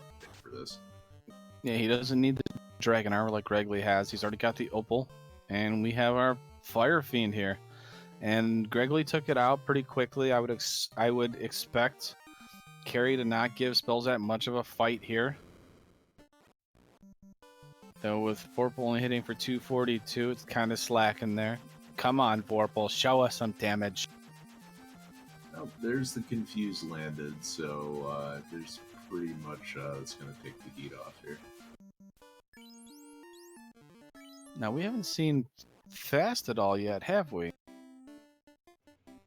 No, and that's another big concern as well, where that's been hiding out. I don't know if some of the other runners have found it in the level 7 or level 8 shops. A lot of times the runners will definitely just skip out on those, because, you know, if you miss out on one cast of nuke, it's usually not going to be a big deal. But if you have one cast of fast against a fiend that could possibly have, you know, over 2,000 hit points, that makes kind of a big difference.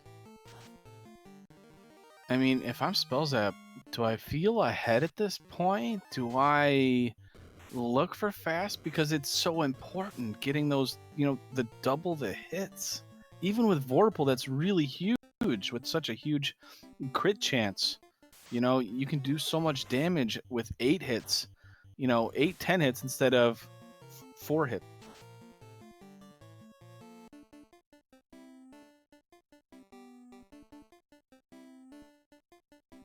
I mean, the best part about the fast spell is you only need it for 3 fiends, essentially. You just need it for Kraken 2, Tiamat, and Chaos. Yeah, you'd like it for, you know, Lich and Carry, just in case they have something nasty. But, for the question chat for ZX Raven, it is learnable that he has a black wizard. So the black wizard can learn all black magic. So the problem isn't whether or not it's learnable, it's where it's located. We know it's not in Lefane level 8, so it could be Gaia level 8, which means that he's definitely not going to have it. Just because his black mage is probably not going to get high enough or enough cast to use it. Because he's got to get up to level 25 before he can even cast it.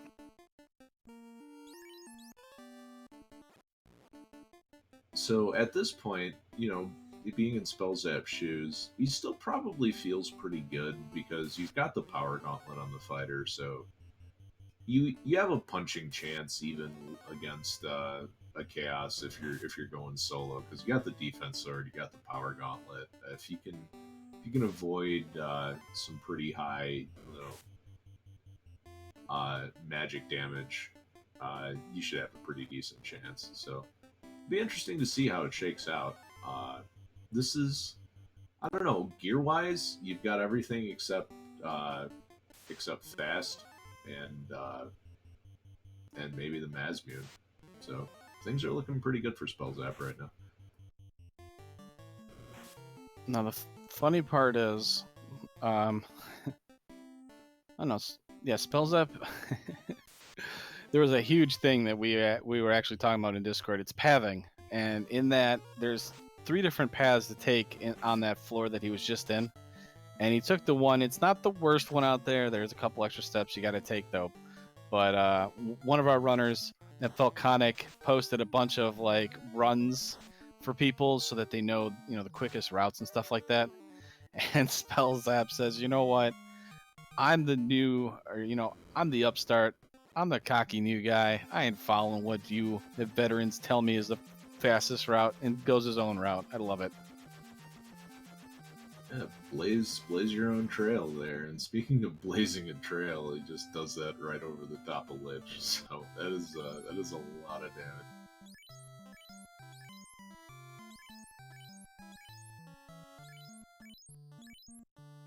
This Lich has some health. Wow, that was about 700, 800 probably. Another question in chat. I don't think anyone has been unlucky to see an instant kill wipe out their entire party, but I think we've seen like 2 through a ribbon in short succession, but never in the same cast. And on your left, Spellzap is now able to go 2,000 years in the past to retake on all the fiends and the ultimate fiend himself, Chaos.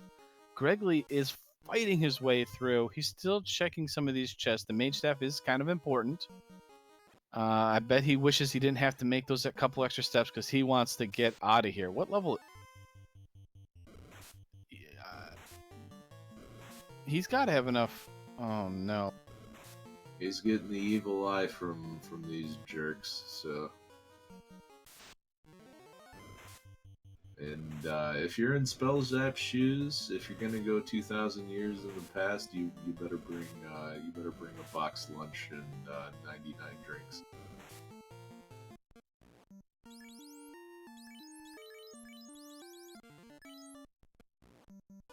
Yeah. Temple of Fiends Revisited by Spellzap at 1 hour 37 minutes and 30 seconds. The first one entered into Temple of Fiends Revisited. He is the leader of the group. Yeah, and for being the first one in with this time, that should tell you all that you need to know about how difficult this seed has been. And these are some pretty bad men here. The floater. Gregley has the floater. Oh, he's got to get out with it though. Just solo black mage. He's got to be high enough.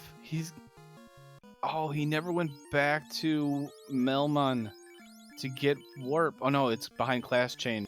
It's you gotta get the floater to get out of here. So last nuke for Gregley, and he's got to dodge some really nasty stuff on the way out here. Meat Shield Dang Wu needs to start earning his keep at this point. Black Mage, hurry up and learn white magic and revive Dangwu. Oh no. Of course, cast the Brack. Come on, broken. Oh god, I forgot Frost Giants have some major health. Brack misses. Come on, no. Oh my gosh, the Frost Giant says you shall not pass, sir. Oh, Gregory, I am so sorry, man. I was rooting. Oh, really? 8-pack of, or 7-pack of Wizards right after that?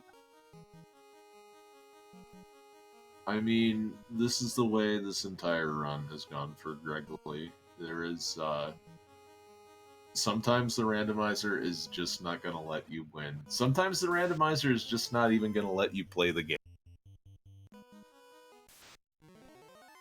It like teases you. It says, oh yeah, you can get your key item.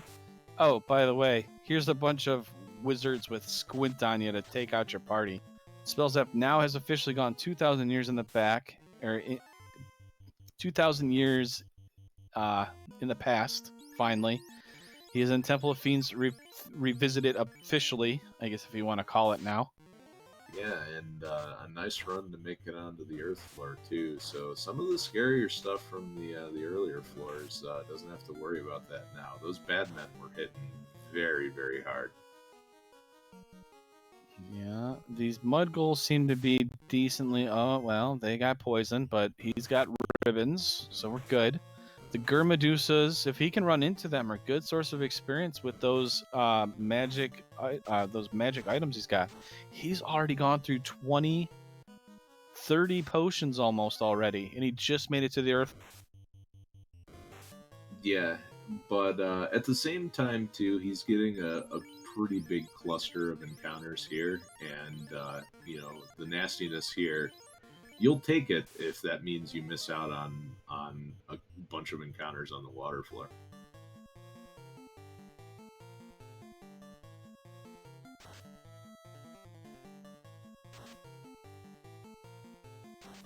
Puff on your right, still trying to make it through. This ice cave has done him no favors. He has been battling this ice cave, battling the frost, battling these wizards that pop up in massive amounts of parties that's squinting his party, which is an instant kill. He was in it, and he just has not been able to make it through. And on our left, Lich 2 has been engaged. Generally a speed bump of sorts, but Vorpal doesn't do that great against Lich, though. Yeah, and Mage Staff, not a bad selection here, but I would be using those Harm 3 charges. They are pretty much useless from this point on in the game, so...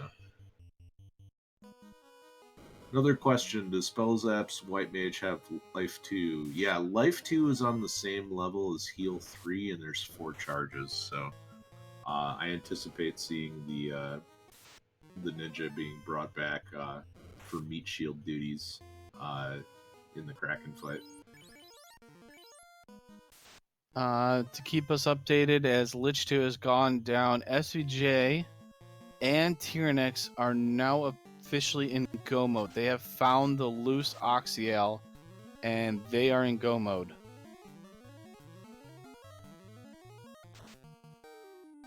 SVJ has Earth Fiend down and the Air Fiend down. Tyrannex just found the Oxyal, so he is still in Skyfloor.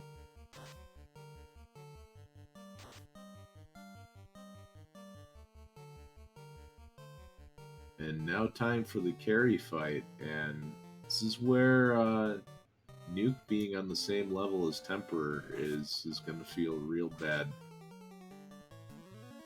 Now he's going slow, and I think fast is really hurting him. Not looking for it. I know he's in a hurry and stuff like that, but being able, I would honestly look at it, because if it's level 7 available, your Black Mage learns it at level 20. Be able to get all those extra hits with the Vorpal swings on carry and Lich. I mean, I know Lich died pretty quickly, but if they've got that first turn nuke or second turn nuke, you're playing with fire at this point. So at least for the Kraken fight, Ice 3 is going to do a lot more damage, so you can kind of get away with not using nukes. But it looks like this carry is just very punchy, and oop, there's a Bane, and But every nuke he casts, though, that's one less temper he's got, and Vorpal needs it. I mean, I know he has the Power Gauntlet, but using Power Gauntlet, keeps you're not attacking with that turn, though. yeah, so resource-wise, it's looking kind of dicey for Spellzap right now, and he's gonna go and give Deng some gear.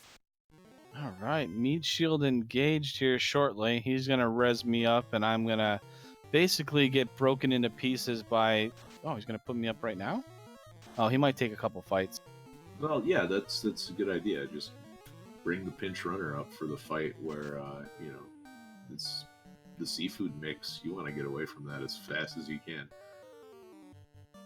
And another good use of Quad X. A lot of the runners, especially the newer runners, are making great use of that right now. Kraken on your left. Gregley has got his floater. He's trying to get out. The Wizards are not having any of it. Ooh, 2 squints come out. He's ineffective right now. He's trying to get out. Invis 2 on your left. I know I'm trying to make this hype for Gregley, but he's got to get out of there. He's trying to get out. Yeah, but with the pro ring now in hand, his chances of surviving are a lot better. There goes one of the temper charges onto Dan right now for the fight, and this Kraken is not messing around. Mead shield down. I repeat, mead shield down. Gregory Puff on your right is finally out. He's got hit. Ooh, that was through defense and a couple invises. Holy, that Kraken did not miss lift day at all. No, he chunked that. Well, the white mage took a lot of damage too. So this is getting real scary. He doesn't have the white shirt. He only has 2 casts of invis too. And that Kraken doesn't have a top positioned light warrior to take those hits, and he's scared. He's putting another cast of invis 2 out. I think you have to. If you lose the white mage, that is just going to make your job that much harder. The wizard staff comes out. Gregley's rushing to his floater on the right. There, fast. Jeez. He cast heal 3. Okay, no. He changed back to a cure 3. Okay, I was going to say, you need those life 2 casts. I know you want to do it, but... Okay, there we go. We made it through. We're going to probably life 2 the black... Oh, nope, he did it on the thief accidentally, I think. I definitely would have rezzed up the black mage first, but that's my opinion. The question is, does the black mage have any, charges left that you care about? Oh, that's true. I think he's all out of nukes and tempers at this point. I would almost put the knight in the first slot. Ooh, 2 hits, 102, but Dang gets killed down for the count. Tiamat did not appreciate that 102 crit. Tiamat then gets oh my goodness. Yes, you can. It is a 3 in 256 chance. Basically, it's like a 2% chance of happening because they have all these resistances and okay. Tiamat has not missed weightlifting day. He is just swinging. He's not missing. Spell Zap's down to 1 layer. Terminated. Tiamat 2. Okay. Breathe, Spell Zap. Okay. We have a chance here. We haven't seen any nuclears. Cure 4. But we have... okay. Oh, that's the clutch run, too. And he thought about using the defense sword on that for a while, and I think that would have been the safer play with 30 heal potions, but that would have been your minus, 2.5 minutes right there, so... Alright. Oh, no! He gets hit with slow, too! Does he have the Bane? No Bane. Oh, he's gonna have to basically throw the power. Well, no, there's a nuke, so. No, that's over. I think this is a reset here. I would yeah. Nuclear, Oh, my and a God. nuclear. Thunder 2, why not, right? I think he's just trying to look to see what spells Chaos has at this point. Yeah, this is about as bad as it can get. Turn 2 nuke, turn 1 nuclear, followed up by thunder, which does a ton of damage even when you resist it. So, yeah, Spell Zap may want to go get some more levels, because that is a chaos that is not to be trifled with. No. That Tiamat didn't, I mean, Kraken, Tiamat, all of it. That was... they were all nasty in their own right, and then Chaos is just like, yeah, I got all the elementless spells, nuke, nuclear, you know, why not, right?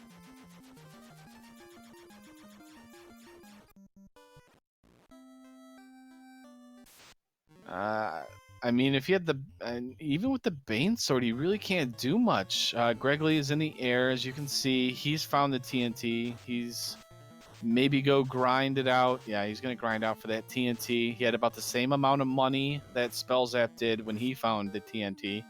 He'll turn that in and find out that this is 3 loose items, the start of special, we call it. So, where is Spellzap gonna go from here? I think he's looking for spells. I mean, what else do you... at this point, I think he's looking for fast, thinking that he missed it.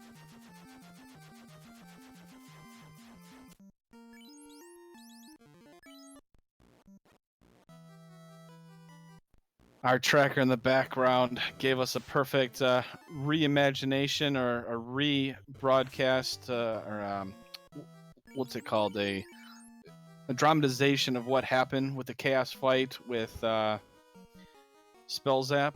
It is Gandalf holding his staff saying, "You shall not pass," and that's kind of what happened for poor Spellzap.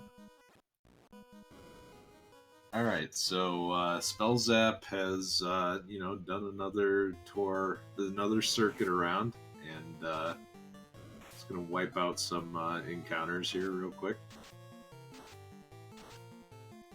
So I think the important part is the White Mage has to make it through that fight, because with Nuke followed by Nuclear, you really need the heal 3. But it looks like Spellzap's just going to take a quick jaunt to the Earth floor and fight some Gurmedusas, so not a bad idea to level up everybody as well.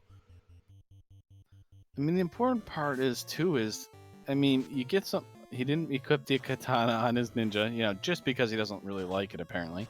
I mean, the ninja still equips decent armor, so you can put some stuff on there, and he can take, he can take some shots. He still had the level 1 rapier. Oh, how nice of you, Spellzap, to finally give me a weapon.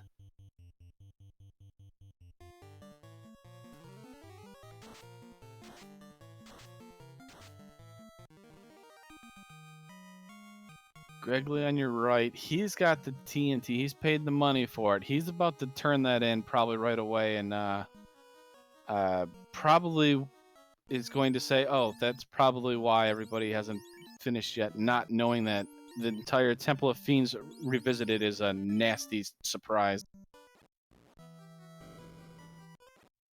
Some updates real quick while we have grinding on your left, and we've got SVJ, who's in go mode, has 3 orbs lit. Tyrnex, also in go mode, has 3 orbs lit. SVJ has earth, water, and air. Tyrnex has earth, fire, and air. Czar has just found the Oxiel. I believe he is in go mode now with only 1 orb lit. Out of everybody so far, Tyrnix is the only one in go mode that has the white shirt. So he's got to be feeling pretty good. He also has the Masa also, so that's pretty handy.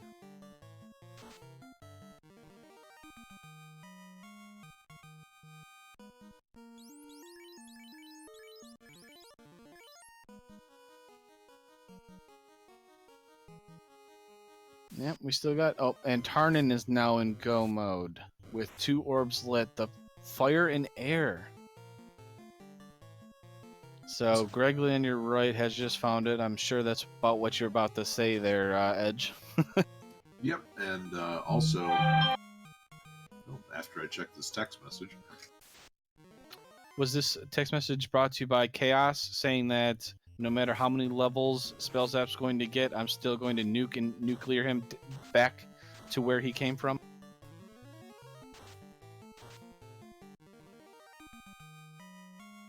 no, but if you want to know how to save money on your car insurance, I got somebody you can call. Is it Geico? Unfortunately, no. That being said, it looks like Spellzap is committing to getting levels on this ninja. So 15, 17, and then 19 is the target. And if he's keeping everybody alive while the ninja makes it to those points, hey, that's a lot of extra HP for this. And that may be exactly what you need to make it through this Temple of Fiends. Another important update. I have to stop the presses. Falconic is in sky. He has found our Lord and Savior, the Robot Chicken War Mech. I mean, I was sending out my bless RNGs, but I'm really glad that, you know, we got to at least have one of our runners run into him. Hopefully it helps out Falconic in getting the top 6. He has been blessed.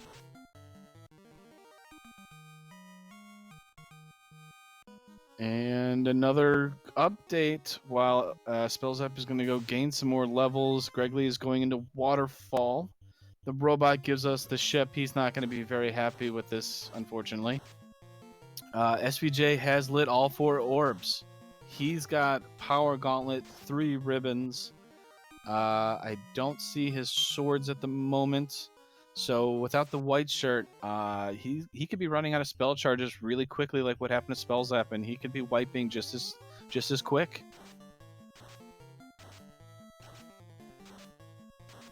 Yeah, it seems like a lot of times the classic 1-4-1 Final Fantasy Randomizer Temple of Fiends were all battles of attrition, and since the Unrunnable Shuffle, things have gotten a little bit easier. But it seems like with your limited good spell charges in this seed, it feels just like an old Temple of Fiends dive. You've got only so many nukes. You got to make good use of the spellcasting items. So, someone's very insistent. That being said, it's going to take anything Spellzap can do to get some extra resources is going to help a lot. Melman Melman Life Insurance says, please give us money to rebuild. We offer you an inn, and that's it.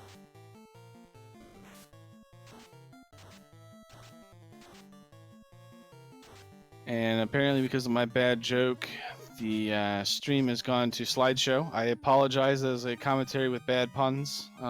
There we go. Greg Lane, you're right, is diving into Waterfall. He's going to get the bad news that Waterfall is a dud. He's going to get the ship. Spellzap, we thought was going to go round 2, but it looks like he's still grinding. He's not safe. Well, the thing is, Deng just got level 17, and that's good for Q charges, but you get a couple more levels, that's another spell charge, and then 20 and 21 are going to be pretty expensive to get experience-wise, so I think level 19 on the Ninja and Go seems like a pretty good strategy here. We have another runner with 4 arbs lit. Tyrannex. The difference is Tyrannex has the Masa, has the white shirt, and the Power Gauntlet with 3 ribbons. So he's better equipped compared to Spellzap of sorts with the equipment-wise. With the white shirt, that helps. Now that ninja, if he's not casting anything, can help out with casting white shirt to get those Invis 2 stacks.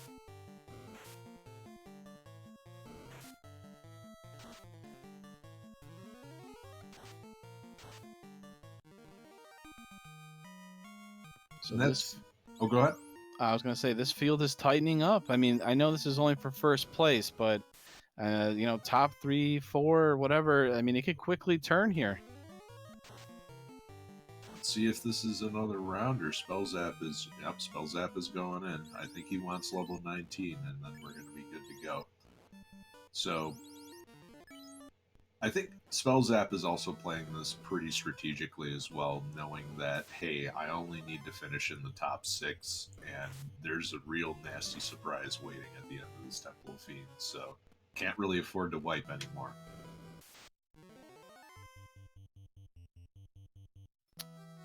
For Magus in chat, yes, I heard you put it before. I'm sorry, I don't mean to ignore you when you had said that Masa and White Shirt were in Earth. You're absolutely right. The Vorpal, it's situational if it's better on Chaos or not. The Vorpal I would definitely choose over Excalibur on Chaos in almost all cases. In this case, we didn't really get to see what Chaos's armor or evade was because Slow 2 came out instantaneous. Yeah, so with respect to Chaos, his Vanilla Absorb is at 100. And your break-even point is somewhere slightly over that. So Chaos and Tiamat 2 are the bosses that are most likely to roll higher Absorb and have it be like appreciably high. So that's why you see a lot of people use Vorpal on Chaos. The average Chaos, Mazmian's going to be better, but it's not by much. So I'd say Spell Zap entered about 1 hour, 57 minutes-ish for a second real attempt down 2,000 years in the past to go take on Chaos and all his goonies. Unfortunately, he's taking a lot of fights that he skipped the first time he came through this. So that's about 20 minutes since the first time he dove. So, I mean, that's not too bad for diving down. Then he went search for spells, and then he leveled in 20 minutes. I mean, that's not too bad of time-wise. hey, he's got a petrified ninja to carry around with him too. I am more than happy to have that, because guess what? A soft is a lot easier than a spell charge of life 2.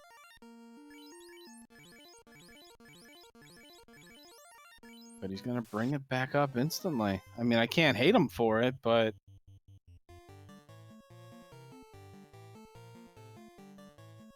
Another question in chat, the normal evade of Chaos and Vanilla. I don't know that off the top of my head, but I can look that up real quick. Alright, well, Edge does that.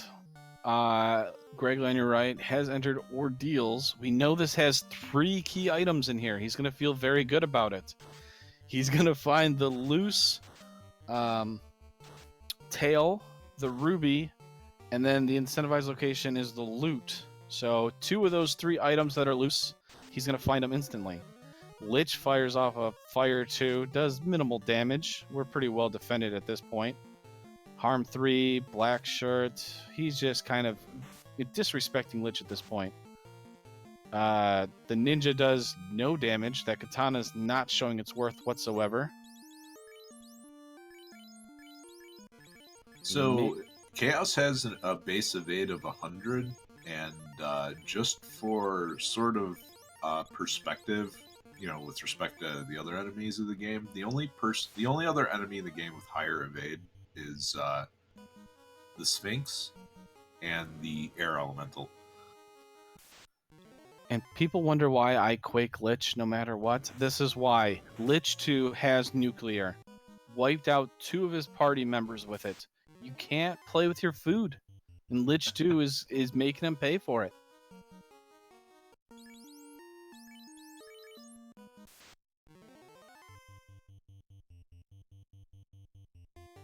Now, to be completely fair on Spellzap's side, though, the first time he went through, Lich never casted it, and he took around the same amount of turns.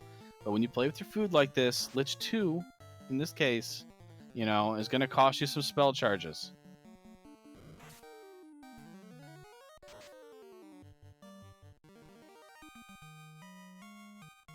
See, you could have just kept Dang petrified. Yeah, it's not like the katana did much. Looks like Wigglypuff has ran into a couple of those whammies there in Ordeals. Carry on our left again. Ooh, good roll. 264 on Nuke. Mage Staff. Carry doesn't look like it's hitting very hard, but Vorpal's not doing much. Katana. Proving once again that it is the third strongest weapon. Quad X. Erased. All right. 2 down for Spellzap. I know he's got the information. He knows Kraken 2 is going to hit hard.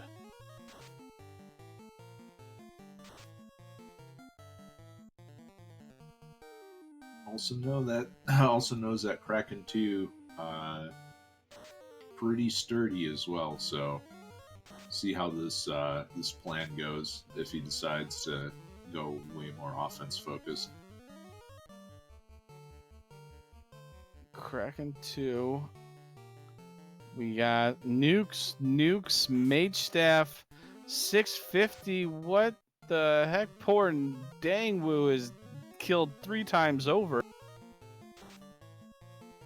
Kraken, why do you do this to me? Okay, he puts the knight in the second slot. I can kind of agree with that. You'd be able to get the defense out.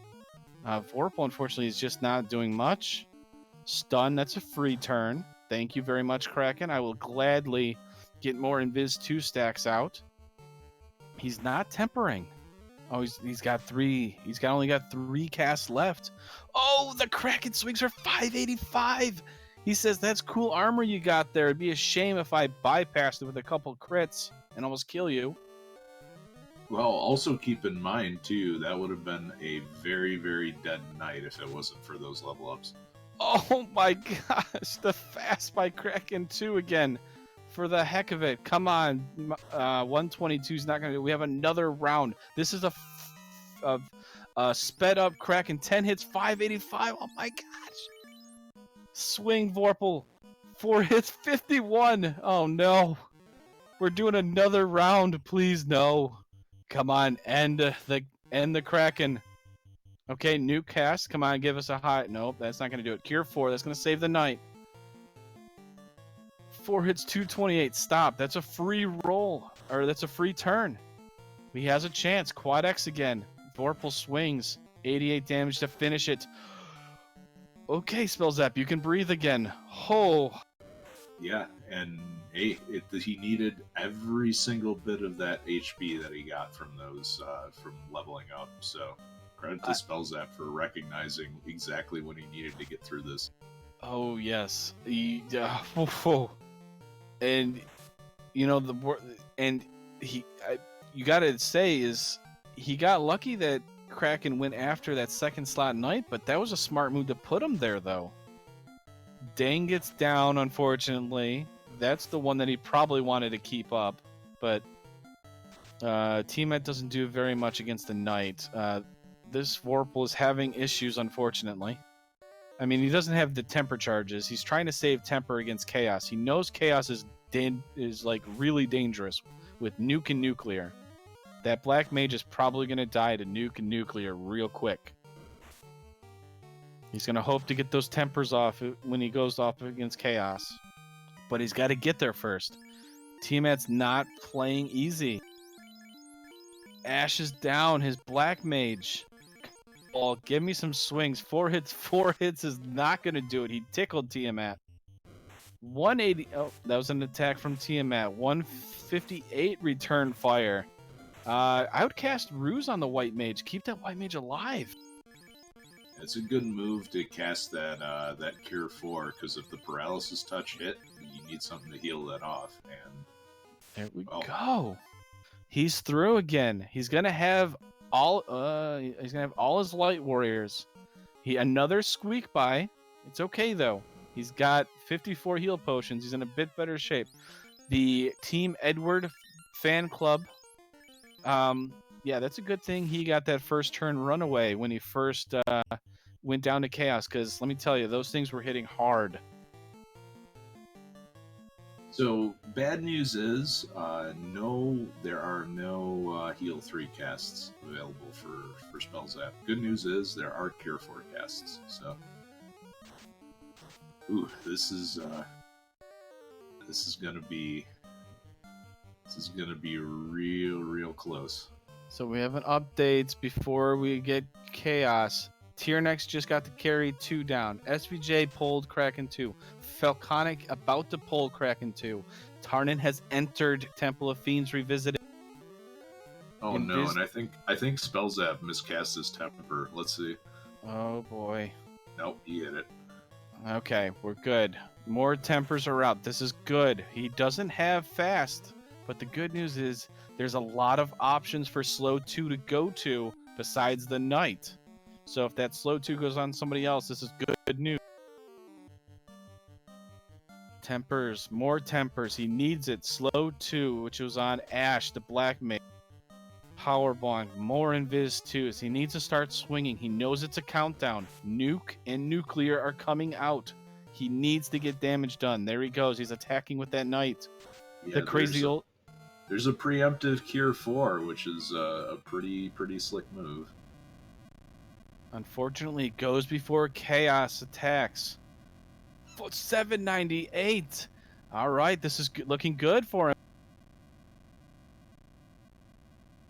Some nice chip damage from the katana. 4 hits, I'm assuming, with a lot of damage from the knight. Attack from Chaos. This is a completely different Chaos than what we've seen. Katana hits for 65. Vorpal swing. Oh, 4 hits, 1300. See it later, Chaos. We have our first place finisher. Yeah, and the ninja paying off big time here. So needed all of that health to get through, and also needed some more temper charges to take out Chaos before the nasty stuff showed up.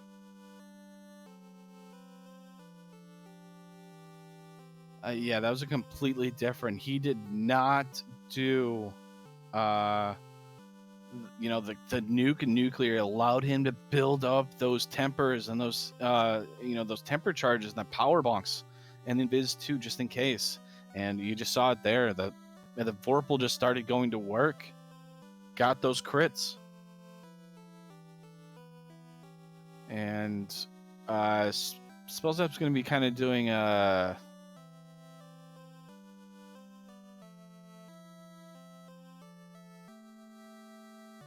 believe joined by Spellzap right now. Hey guys, how's it going? Oh, so how about how you feeling right now? You feeling a little I don't know. Are you breathing okay after the Kraken 2, the Tiamat 2, and then Chaos? I don't know, man. I forgot all the HPs of the guys. So I thought Kraken had less, but it was actually Tiamat who had the less HP. So I was a little shook up, to be honest, at the end of Chaos. And just a little update is Gregley is looking in Corneria locked at the moment. Falconic has just got done in second place. Spellzap was 2 hours and 3 minutes with 26 seconds. Falconic 2 hours 5 minutes and 22 seconds, and I believe that was his first dive in. So I'm assuming he may not have seen what you've seen, or maybe he had the better equipment. Oh, he did have the white shirt, so that makes it a little bit easier against the Kraken 2s and the Tiamats. But on your side, though, Spellzap, I mean, you made use of all 4 of your members. The Thief seemed to play a pretty good role in that for a little while, then you just kind of killed him off. Yeah, when you're up against the wall, you got to count on Dang, Gotta count on Dang. You gotta count on Dang to lay on the ground, face down, napping. He was building strength. Yeah, and having those 3 temper charges definitely paid off in the end. Just you were able to swing for quite a lot of damage using the Vorpal there. And another update here. Tyrnex is on Chaos. SVJ was on Chaos, and he just finished 2 hours, 7 minutes, and 9 seconds. That's our third place finisher. We have 3 more spots open for grabs.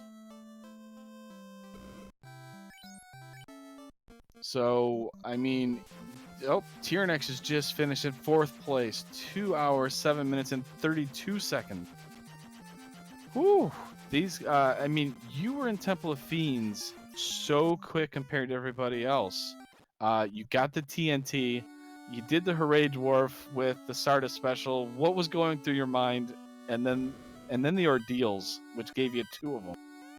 Oh yeah. I was a little pissed off after the cabin, because I'd spent all that time grinding for, because then I couldn't afford things like Life 2 or all that stuff from buying, gold bracelets, everything else. And then Ordeals was kind of a setback. The whole race was kind of a setback. There was Marsh was kind of nasty, Ice was kind of nasty, Ordeals was a little trolly. I don't know. It was quite the race to play in. I think it really showcases everyone's kind of big race fortitude. And as was pointed out by Trenton in chat, he is FFR Live. He's the guy doing the restreaming on this, so thank you, Trenton, for doing this and making it possible for us. SVJ, who actually did the last chance qualifying yesterday, got 3rd place, so he came to play. And I told him he needed to trust in the gene. He has this gene counter every time Gene dies.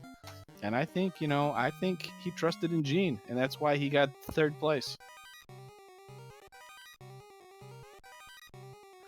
But, Edge, do you got any more questions for him, or should we send him over to, I think Will wants the man from the voice of the heavens, Will Cleosis, wants to do an interview with our winner for sure.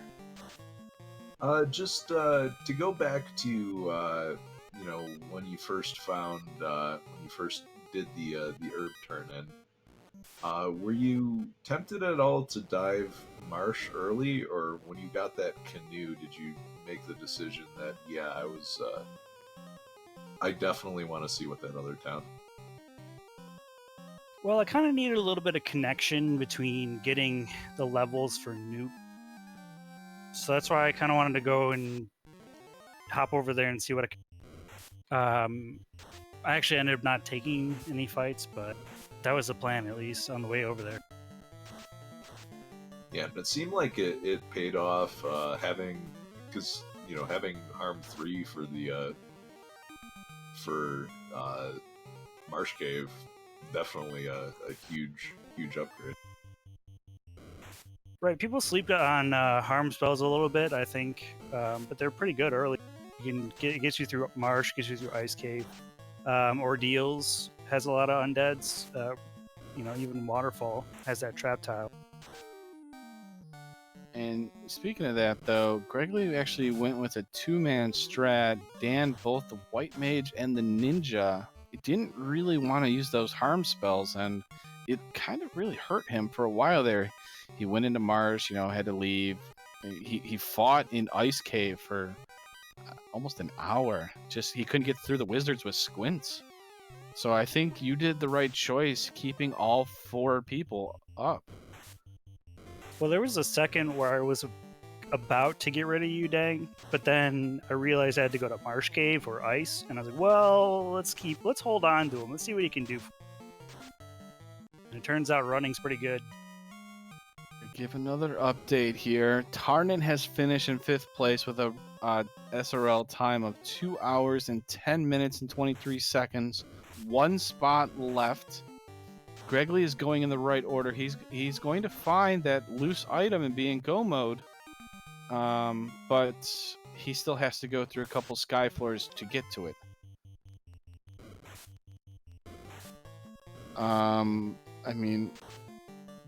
Spellzap, our winner here, showcased the 4-man strat, the power of the thief early for those runs, being able to manipulate encounters. He took the early lead. He ran with it. Winning the Temple of Fiends Revisited about almost a half hour before anybody else. Well done by you, sir. You deserve it. And I'll see you in the bracket play, sir. All right, let's get first round, buddy. Yeah, congratulations, Spellzap. Definitely looking forward to seeing what you do in the brackets. Good luck, and I can tell you is, all the veterans here, it's going to be a pretty uncomfortable match if any of us gets you. So, again, good luck, and let me kick you over to RM1. Thanks, Edge.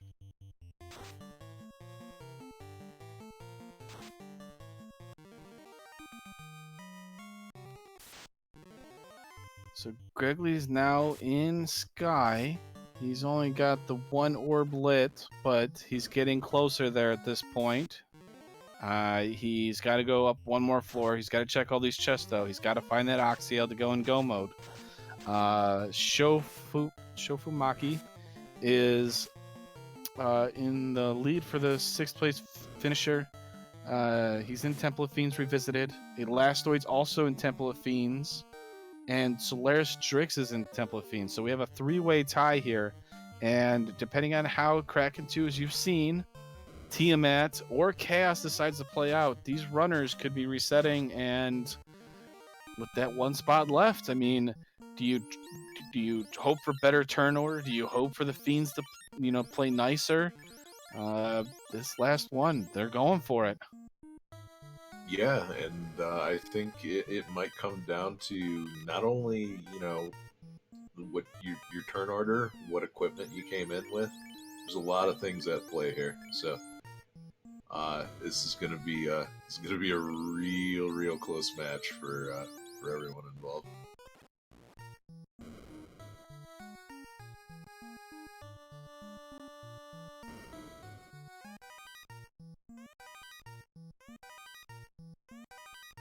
Alright, Greg is making the right play though, full clearing Sky, and he's gonna find the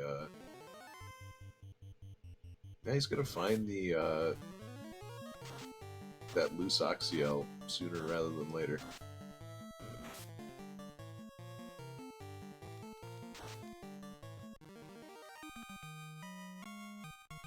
We're going to have more of our runners here joining in. We kind of got like a line, trying to make this as organized as possible for our runners here and for you guys to kind of talk with. If you have any questions for any of our runners or, hear what they've experienced since we only had our 2 runners here. We've seen a lot of Ice Cave, poor Gregley, but, he's fighting through and he's going to be going pretty quick here, but I'm going to be completely honest with you. 2-man strats with this Temple of Fiends Revisited, I'm scared. Yeah, this is one of those Temple of Fiends where it can very quickly turn into just the solo knight, and solo knight does not do very good versus Nuke and Nuclear Chaos. Unfortunately, no, it doesn't. But I mean, he might have a chance against Kraken, but the problem with Kraken is he gets that first turn. He's going to take out half his life in one hit, pretty much. Even with the defense, even with high levels, and it's not like you get massive amounts of experience in this, where you can, over level compared to, other flags.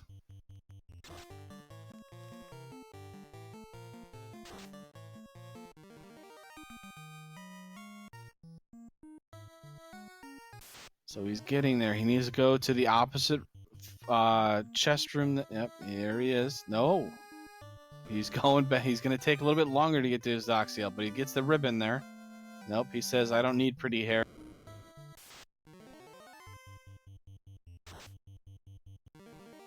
I mean, he does have 2 ribbons. He's running a 2-man strat. I totally understand it.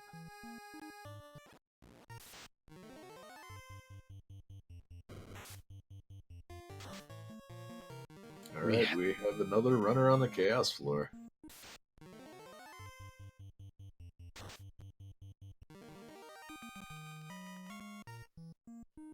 Who is it? I haven't even heard. It's Show, but down to just the ninja and the knight. Ooh, that's gonna be a good one. Which side of Chaos does he get? Does he get the cast happy one, or does he get the punch happy one? Even the punch happy one can be dangerous stuff. But I would rather take the punch over the casting one, because nuclear, and he goes through those very quickly, can be very dangerous really quickly.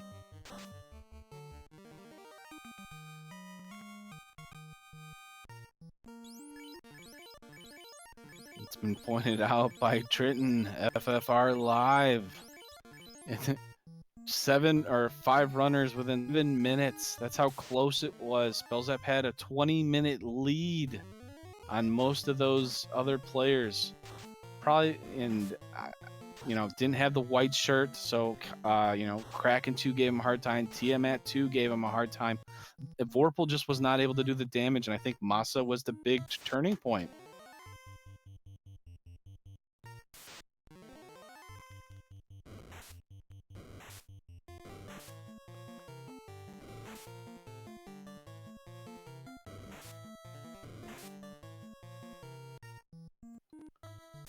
I mean, I don't even want to wish the War Mech on Gregory Puff at this point. The guy's been battling it non-stop. Oh, Show takes a wipe. Show takes a wipe. Elastoid was in Temple of Fiends. Solaris Drix is in Temple of Fiends Revisited. If they haven't wiped yet, they are now in the lead, quote-unquote, to get that 6th and final spot.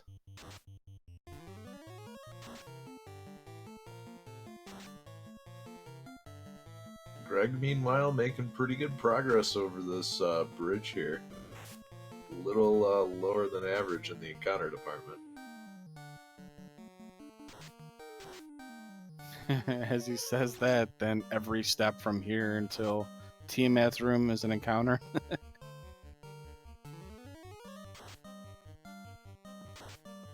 So he's got the Vorpal, the game changer. I mean, it's not been too bad. Brack, ineffective, but the Vorpal swings 2 hits, 163. That must be a highly evasive Tiamat there. 4 hits, 53.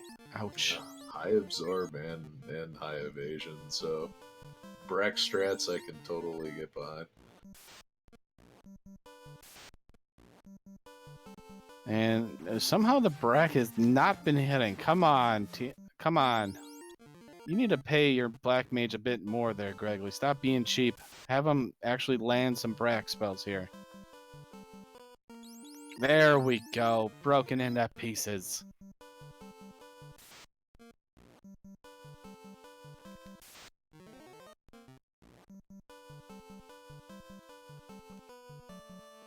I'm being told that Czar is also in Temple of Fiends Revisited.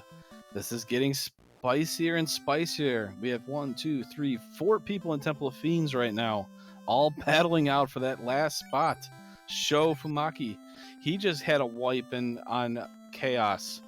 We have Elastoid in there, Solaris Strix, and as I mentioned, Czar, the leader of the FFR Discord, the community. Yeah, we've also got Web and Temple of Fiends as well, so if anybody falters, there's a very, very large group to pick the slack up.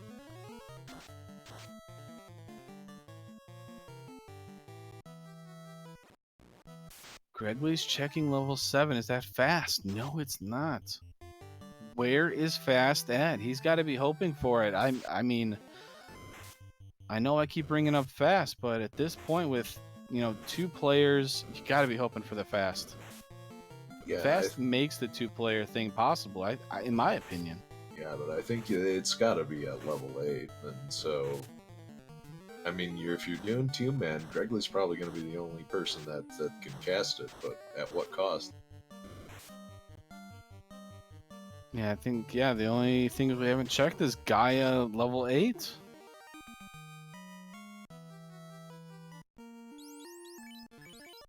We've got 3 on the water floor right now. 3 on the water floor. Oof. That's going to be, Kraken 2 is the gatekeeper of sorts. I don't care what anybody says. That thing gets a first turn attack on anybody, in the first turn order and attacks anybody, they're dying below level 27, which is shown by Spellzap.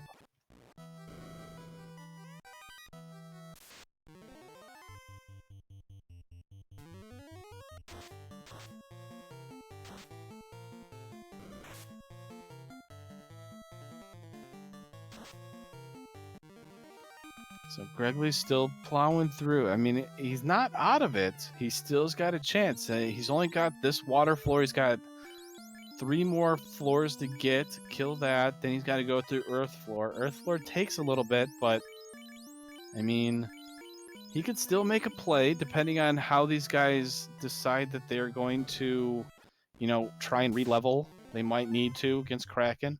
I don't know what the Volcanic's levels were or SVJ's, but they managed to get through it in 1 turn. But the main thing that I've seen from a lot of these runners that did Temple of Fiends Revisited in 1 run was they had the white shirt. Yeah, and like you said, even if you don't have spell charges on the ninja, he does a pretty good job of casting Invis too when you hand it over. So, it is a very, very efficient use of your turn order. And yeah, it seems like you need all 4 people up. I would have hated to do the seed with a forced double none. Oh man, a forced double none. Oh yeah, that Kraken alone would. Oh, I just chippered. I was just like, oh no, no thank. Gregley's still checking. What is he checking? Maybe a white? No, he doesn't need a white shirt. What is he checking for? With a 2-man party at this point, Masa. Or defense. Or he doesn't have defense? Ooh.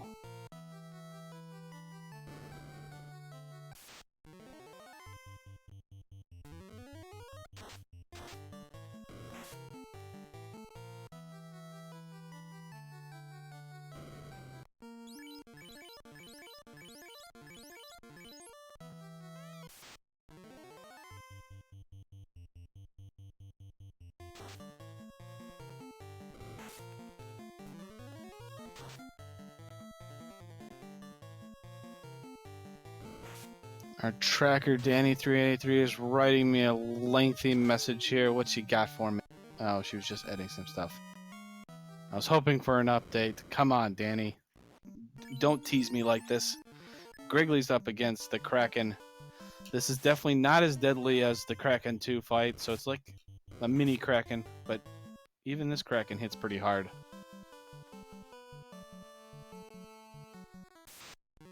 Yeah, 6 hits for 300 damage on a knight that's pretty well loaded. Oof. 9 damage from the Vorpal. Brack. Oh, thank goodness. He finally paid that Black Mage, and the Black Mage paid off because Kraken was not having any of that. Oh, that knight almost died. Yeah, it's kind of one of those little-known things. It just so happens that Kraken's magic defense is lower than Tiamat's, so they both have the same resistance to Brack. And Sho takes another wipe when his knight gets punched for 800 damage by Kraken too. So Solaris Drix is on Chaos. Elastoid's on Tiamat 2. So Solaris Drix's turn. Does he face the cast happy Chaos with the nuclear, which is going to basically destroy his supporting cast, or is it a punch happy Chaos where he has the chance?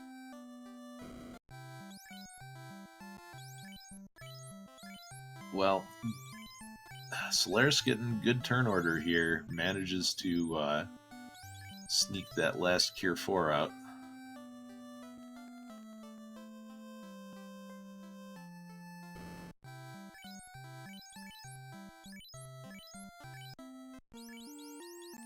We got the blind spell in Gaia level 7. He's gonna search black magic level 8 in Gaia.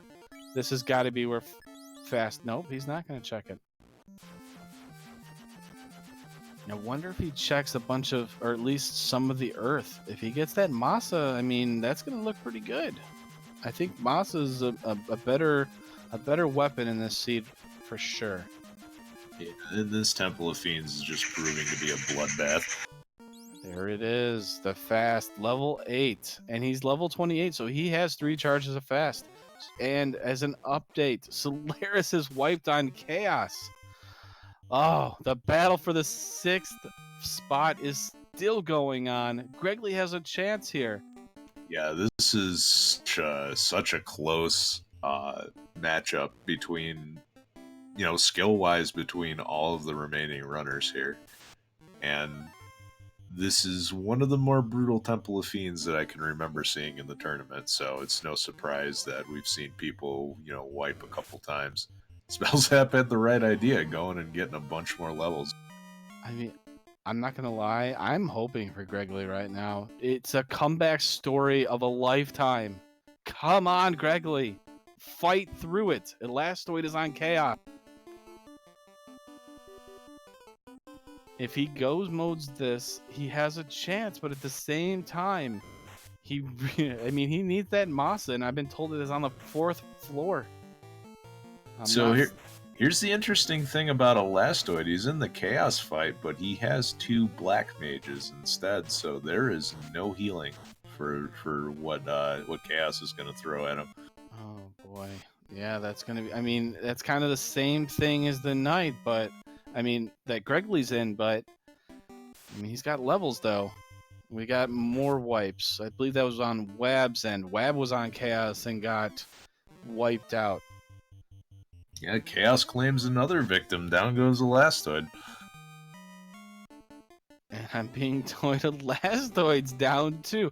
Chaos, oh my goodness. Meanwhile, Gregley is just churning through these dungeons here, and if we have another round of wipes, which is not out of the realm of possibility,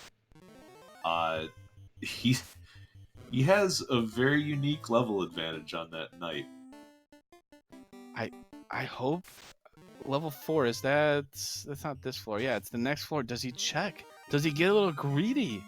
I know in his mind he's not gonna check it, but I know he won't, but Masa would be so good for him right now. Oh, especially fasted, too? It would be unbelievably good. Yeah, it's such an advantage. Can you imagine? You could probably one-shot, be able to 2-turn Kraken, but he's not. I don't know where Masa was in this floor, but based on him not checking that, he's going with Vorpal. I don't blame him for it. I'm not going to hate him for it. But as us knowing what's going on, I so wish he would have got Masa. And we have 1, 2, 3, 4 or 5 people all hanging out in Temple of Fiends trying to get that last spot. And they got to go through a gauntlet. Lich 2, if you play with Lich 2, that nuclear on Elastoid, he's got the 2 Black Mages. Those can die from the nuclear. Quake Strat comes out. It's ineffective. That's what you get for not naming your Black Mage Dang. If it's named Dang, that lands every time. Secret strats here, but Greg knows who's commentating.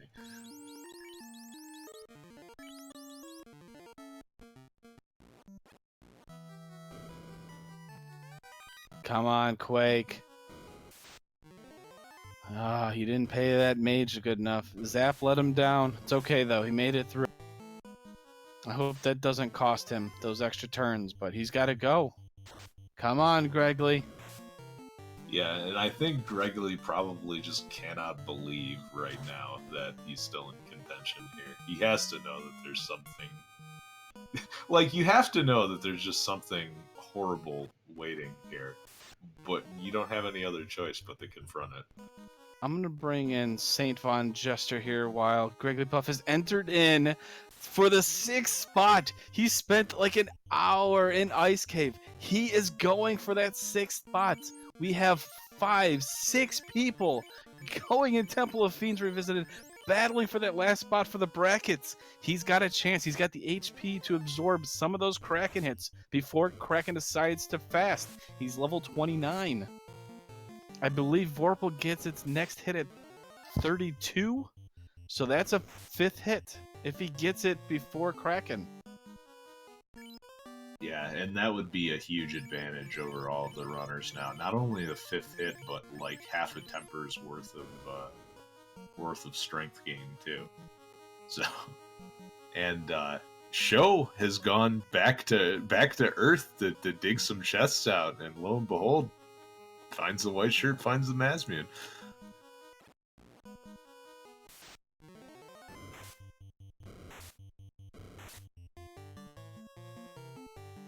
So we've got one on Tiamat now. I believe it's their first time through.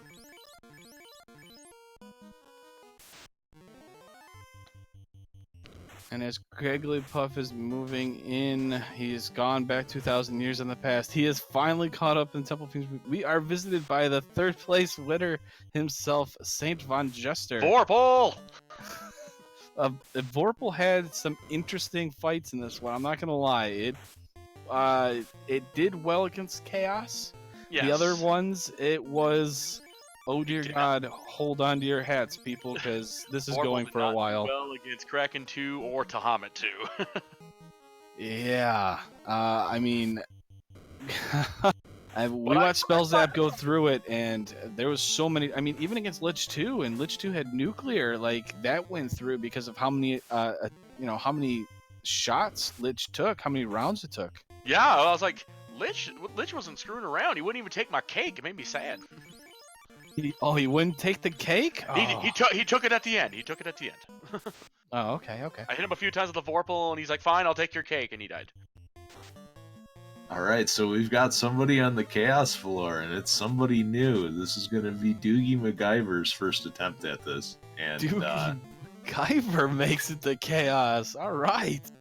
And has a real nice opener, double temper and power gauntlet. So we'll see how this shakes out. But SVJ, I mean, if anything, it was very hard to find a sword other than Vorpal to finish the game with. So. I did not know where anything was. I looked. I was like, okay, I found the Vorpal, so I was happy, of course. And I was like, oh, I'm just kind of looking around. Found the cabin. Then I found the ship in Waterfall. So, but I was able to. I saved right in front of Onrak, so I was like, okay, cool. Go down, turn in the TNT, cabin, reset, go to Waterfall, ship, reset, and then I went to Sky Palace and I found the Oxale. So that's twice in one weekend that the item I needed for Go mode was in Sky Palace. Now, quick update. Sorry to interrupt. Jigglypuff also gives Lich 2 the cake, the Quake, and has made it through. He's on the Fire Fiend. How is Doogie MacGyver doing over there on Chaos? Chaos has not thrown the nuke or the nuclear, so looking pretty good so far. Oh, he had nuclear? Yeah, sure. Yeah, sure did. I got lucky. Hand terminated. Doogie MacGyver finishes in 6th place with a time of 2:36.00. And yeah, it was that was not a fun Chaos. Had slow 2, then nuke, then nuclear. So just wow, pretty scary. So I gotta ask you, SVJ, after last night's grueling seed, how did it feel to play another meat grinder? I was very, very, very sad when I saw the level 1 spells. I was like, oh, this is gonna suck. So I did one imp fight. I never do imp fights. I did one imp fight, got to level 2, saved it, went up to a Temple of Fiends. I checked the left side chests. I never do that. Found the light axe, and I was like, okay, a weapon to kill Garland. Whap, dead. And then I found out the unfortunate truth that creeps had poison. And I wiped there, for a good 10 minutes. And, yeah. I hate cabins. It's kind of funny. We were literally talking about Temple of Fiends and how there was no spells and stuff like that. And we found the Great Axe, and he goes, and it's just like, that's a very good weapon, but we could always use an upgrade. And literally the next item, light axe. You're like, well, there's our upgrade. Yeah, I was sitting there. I had a rapier, of course, on my fighter. I was like, the great axe doesn't have that great of a hit percentage, so I guess I'm going to just beat him up with it. Oh, light axe. Okay, we're gonna go. Oh no, Kraken hits the Gregglypuff's Knight for a lot of damage. He's down to 200. Puff swings 142, not gonna do it. Yeah, Kraken is just gonna make you pay at that. 11 hits. Oh god. Kraken not messing around today. No, the gatekeepers were gatekeeping this time around, and it was every single one of them had something nasty in store. Now it was interesting. I think he forgot the cat. Oh, he's trying to save his fast. He has 3 casts. He didn't cast the fast on the Knight for Kraken 2. That might have been a miss input, but either way, Kraken, yeah. And then on top of that, Kraken 2 had fast too. Yeah, split them in half. SVJ, when you were heading into the Temple of Fiends, did you do any leveling at all, or I you did.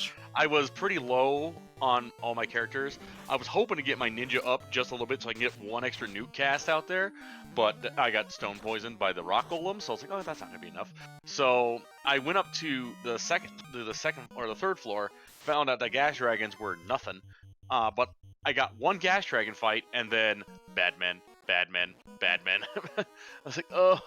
So I went back down to Earth floor, grinded out to 25, got 1 fast charge, and then I went. Yeah, those were some bad men too. It was 2 hits for quite a lot. Yeah, I mean they were pretty weak for bad men themselves. They only had about 255 hit points or so, but they hit like a truck. And I mean, they were even hitting my knight, who was in dragon armor, Aegis shield, power gauntlet, and ribbon, and they were just cranking on him pretty hard. So did you find the defense sword as well? No, I did not. I had Invis 2 on the white mage, and I prayed that was enough. And then I panicked when I found out it wasn't enough on Kraken 2. And so, but I was able to kill him, and I was happy. I nuked him down enough. Yeah, that was. I was on Quad X, so I Quad X to carry down. Yeah, that was a good decision as well. But it seemed like this Temple of Fiends was very challenging in sort of managing all of your resources as well. So I gotta ask this, SVJ. Who was your knight? Jean, Jean. So the Gene carried, huh? No, Jean was a rock for most of the game. He was also a paperweight. He was a corpse. He was a zombie.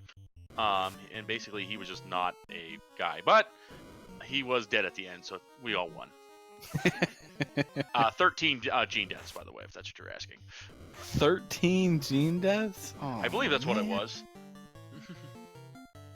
All right. Well, I just have to say congratulations to you, sir. I am so happy that you managed to do that because you battled through the last chance qualifier, got in first place pretty convincingly, and then you came out swinging in this one too. So those were 2 different ways of playing too. You know, the fighter was banned in one, and the red mage is banned in this one. So both kind of crucial light warriors for any composition, really. Yeah, well, I mean, my thing is I'm more comfortable with the knight than I am with the black belt, because I just don't know black belt strats that well.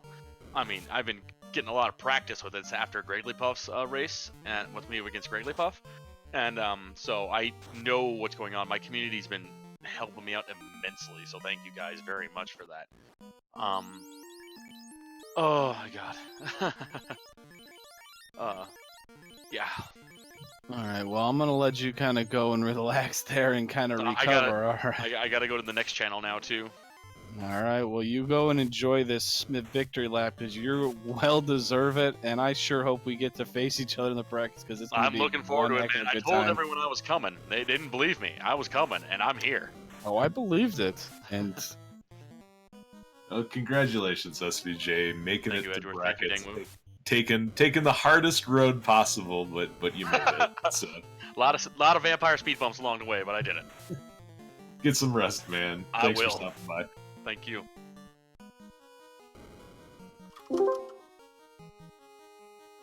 Hey, is that a Tarnan we're joined by? It is. How y'all doing? Doing well. How are you after that this seed? Well, luckily it's been about a half hour, so my blood pressure is only through the roof instead of somewhere in the stratosphere. that seed was something magical.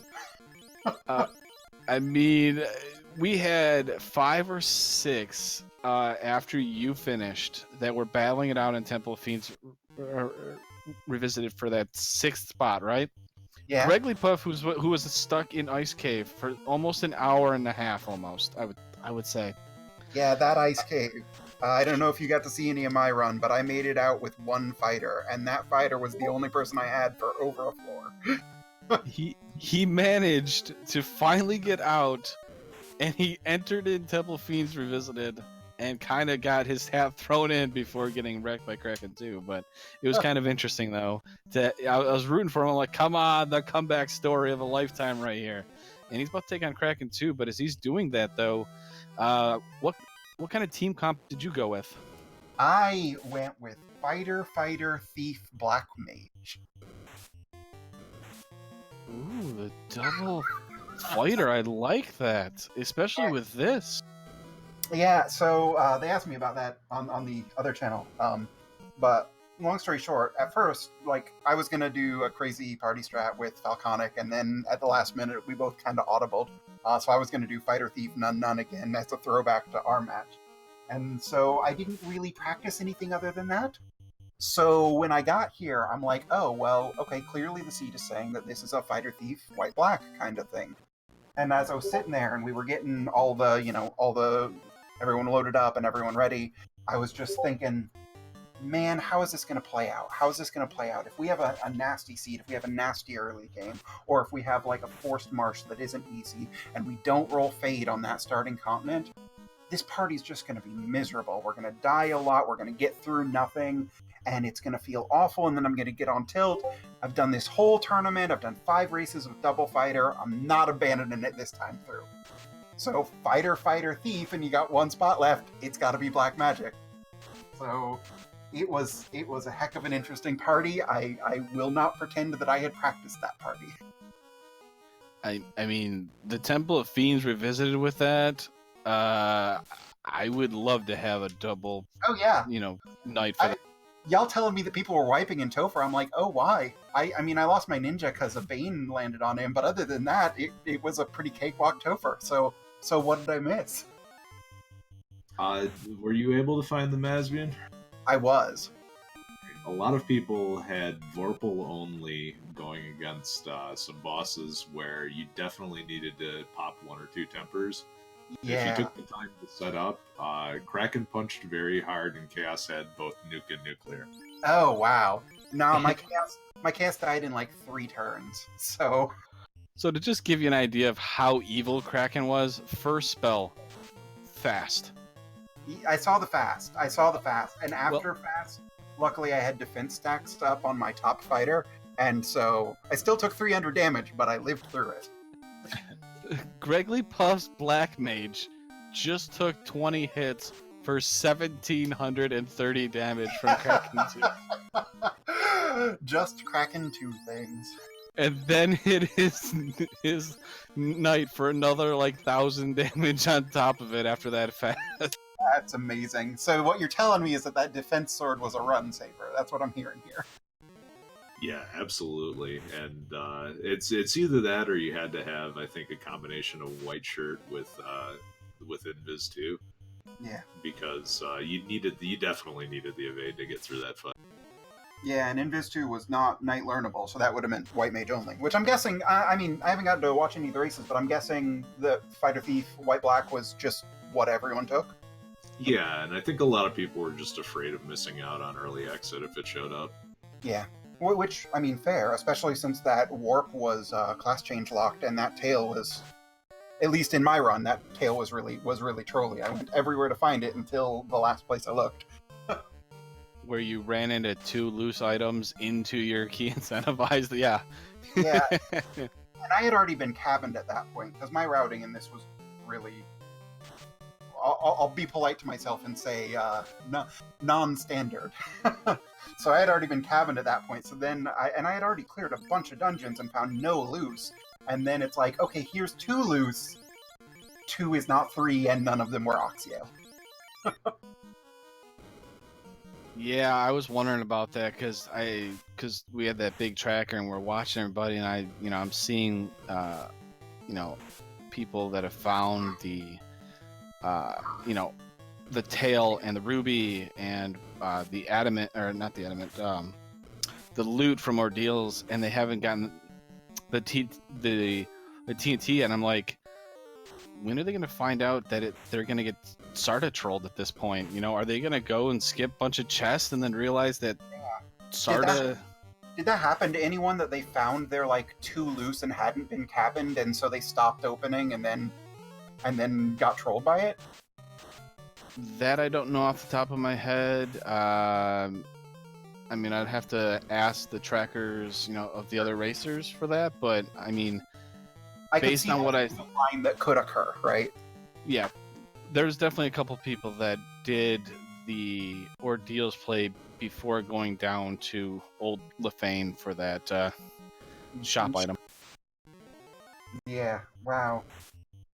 I kind of feel like this seed was just kind of a perfect capstone of these flags. It was like all of the things that could go wrong did go wrong, all piled into the biggest simultaneous race of the flags. I think that's kind of poetic, kind of perfect. It was. Honestly, I think I couldn't have asked for a better way of testing people to get into the playoffs. And I told Edge, I was like, what the best part it is, Edge? We're the commentaries, and we don't have to deal with this Stardust special at all as soon as we seen that cabin. Man, it's like everything in this seed was going wrong. That, like, when I got cabined, like, for a second I started to get, like, stressed out, and then I'm like, no, everything in this seed has been hot garbage. Of course I was gonna get cabined at some point. It was so great, because, like, we're watching Spells app on YouTube, so, of course... we appreciate everybody that's been watching these interviews, and Hi, YouTube Greg Lee doing this. This is Tarnan. My name is Dang Wu. Tarnan got 5th place. I did. And my commentary partner is Edgeworth, of course. I guess I should probably reintroduce us since we've been live for a while. But, Spellzap literally goes, finds out that it's the cabin. He just keeps going. And I'm like, did he even check whether or not that was a cabin or a key item? Because it didn't look like he even looked. And then he talks to the Hooray Dwarf, and I'm like, yeah, he did. Okay. Yeah, I didn't talk to Hooray Dwarf this race. I should have. I just slipped my mind. Oh, the poor Gregley's. Oh, Black Mage gets broken in half again for 17. He's past Kraken 2. He's got 1 night against the world. Hey, 1 night. That's all you need, right? Does he have defense at least? No. Oh, I have bad news from the future for you. He has a 31 night because he went 2-man strats the entire way. So he had a really rough time. And he's got the Team Edward fan club here to say hello. And by the way, they hit almost triple digits on even your night. And Yeah. Light Axe doesn't kill. Oh, he's in trouble here. He needs to get a good turn order here with the Light Axe. Oh God. This is...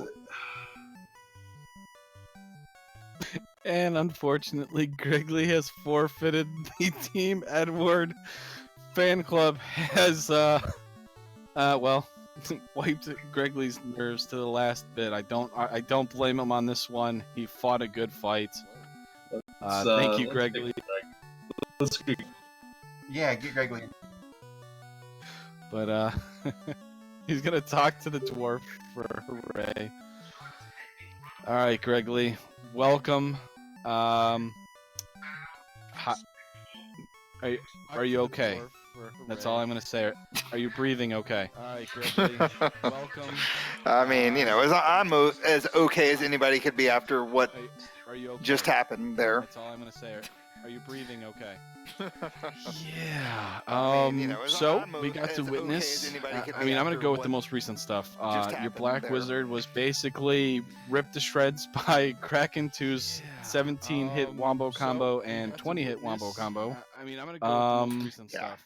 Your black wizard was okay. So kind of going into it, what was your mindset going in with the two-man party? Pretty early, actually. Well, I mean, okay, so I just kind of going into I it, couldn't think of anything else to really do at that point. I mean, my white mage wasn't really doing anything. Nobody was really doing anything. I mean, it just it was just all bad. Everything about that was terrible. Marsh was ugly. Ice was ugly. There were no loose items anywhere that could get me to do anything. There was no useful anythings anywhere to get me to do anything. I kept trying to go into the armory so I could get the other light axe so that maybe I could make ice remotely tolerable, and I kept getting wiped there. What I should have probably done near the end there is just bring the other two back to life for meat shields to deal with what was happening in Topher, but I was scared they wouldn't even make it to that Kraken battle. Yeah, I mean, that would have been nice. Yeah, I don't think they had enough levels to kind of survive, because even Lich 2, the first turn ability kind of sorts was nuclear. Yeah, exactly. So, I mean, if nuclear came out, not the spells, even the spells would have probably killed my other two characters. I mean, the Fire 2, I think, came out first. So that would have been ugly in general. Plus, at that point, I mean, there's no point. At that point, there's no point. With me vying for 7th place, I can't imagine anybody at this particular junction going through what we just went through saying, you know what, that was a lot of fun, but I don't want to do the brackets. I don't have that kind of time in my life. So instead of, trying to figure out how I'm going to get through a K Honda beating the crap out of my two characters battle, I just couldn't do it anymore. I assumed the defense sword or the white shirt or something was out there. The defense sword was in Sky, I believe, also. Must have been. Yeah, it was in Sky. In That's Sky 1, it was on the left side. the which one? Sky 1, it was on the left side. I'm sorry, Sky 2. Sky 2. No, I full cleared Sky 2. There's no way it was there. No, it was the top floor of Sky. It was the top right, that one where you have to make that long, windy path. Oh, yep, I'm sorry, you're right. Obviously, you're right. Oh, top right. Okay, Sky 3. I was like, there's no way I missed something in Sky that was on those first two floors, because I found the Oxyale in the white or black shirt chest, and that's what put me in go mode. At that point, I had already cleared Sky 1 and 2. So, yeah, I guess that makes sense. It was in the, like Dang said, it had to have been Sky 3, top right. Or right. And Super right. that was brought to you by our tracker, Danny383, the all-star herself. Thanks, Danny. Yeah, what was brought to us by that? The defense sword? Thank you. Yeah. Well, I mean, the information, she's there. She gave me the thumbs up. But, I mean, I know Edge probably has a lot of questions too. I'll ask one more and let him go at it, because he asked the more in-depth questions. I just like to, mess around. But you were making a comeback. I know you probably didn't feel that way, but when you had entered Temple of Fiends Revisited, we didn't have that 6th place person. And we were like, when you went through the Earth Cave, I was like, check 4th floor. Boss is there. And I didn't hate you because you didn't check it, because I have to admit I wouldn't have checked it either, especially with the Vorpal. But I was like, maybe some weird instinct will take hold of him and he'll get that masa. And well, he didn't, but it seemed from what we were talking with Tarnin is masa was like the way to go because for whatever reason, if Vorpal was just not working for any of our runners. Yeah, I mean, I'll have to look at the stuff on all the bosses once I'm done here, but I couldn't make any headway on Kraken. Too. I mean, I killed her that last time where I basically sacrificed my black mage that had the fast and the temper and all that, hoping that maybe Tiamat and Chaos would be fine. And of course, I just ran into that,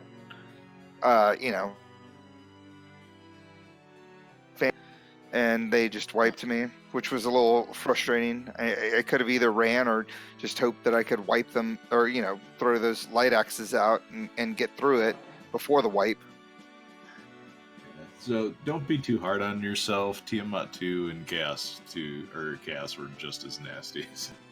Okay. I mean, and I figured they had to have been at this point. I mean, the fact that I was like 2 hours and whatever minute in before the first place finisher crossed the line, it had to have been pretty ugly. I knew I was way behind. I knew that the decisions that I made leading up to everything were all wrong. I don't know. I just don't know what you could have done. Like, Bones had crack. Everything had stun touch. Everything had just either hits or just everything was wrong. And after that whole marsh cave thing where I went to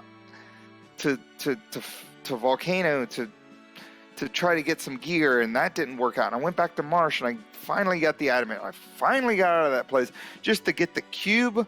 I was like, and then I spent like my whole life, all 37 years of my life, in Ice Cave trying to get that floater. I don't know.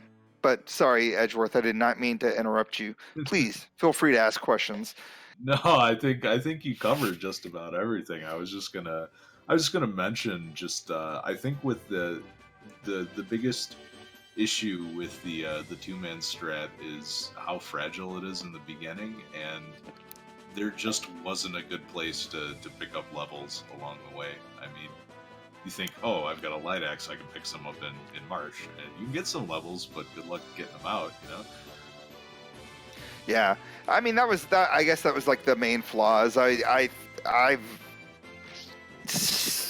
didn't anticipate the absolute worst situation, and I wasn't originally going to go the route that I went until I saw that Provoca and Elfland didn't really have much. Well, I never checked level 4 magic, which I'm sure there was something juicy for the white mage. I just never checked it and was like, well, my white mage is kind of not really doing anything, and my first trip through Marsh Cave wasn't really working out even with a full party.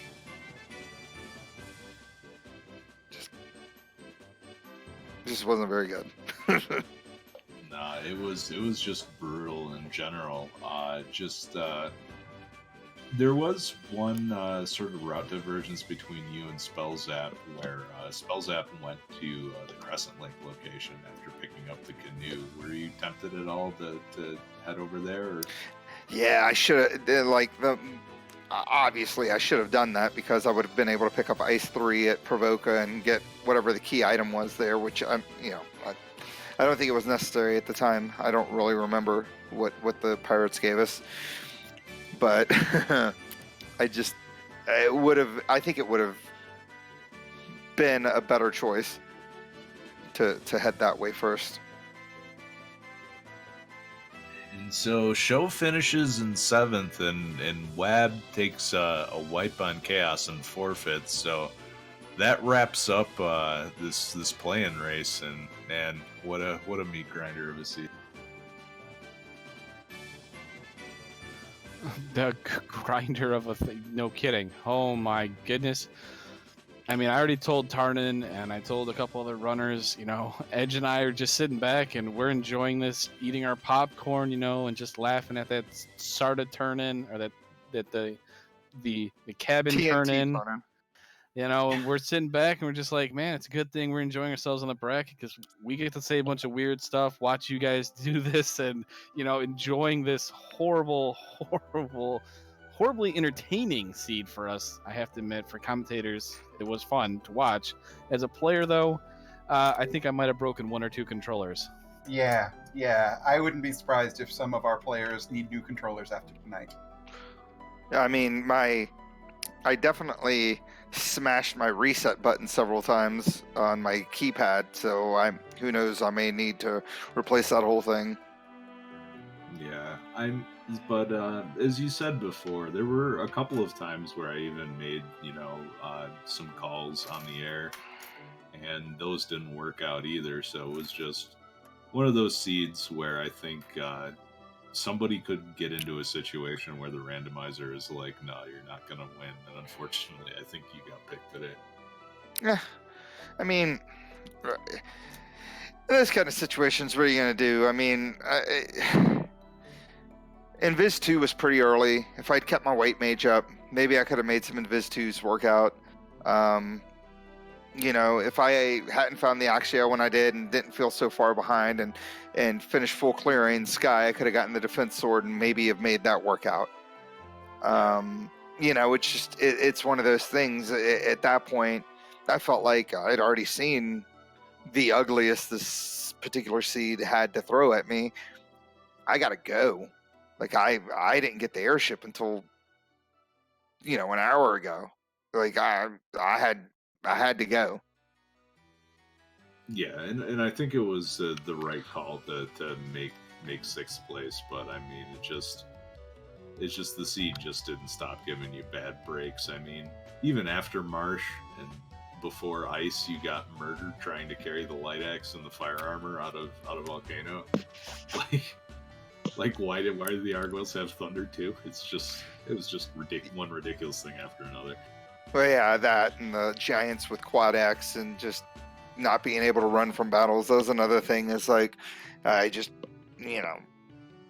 another thing when you do the 2-man strats. Is like you think your Black Mage has the high luck and is going to be able to run away from battles, but they just don't have the luck that the Thief does.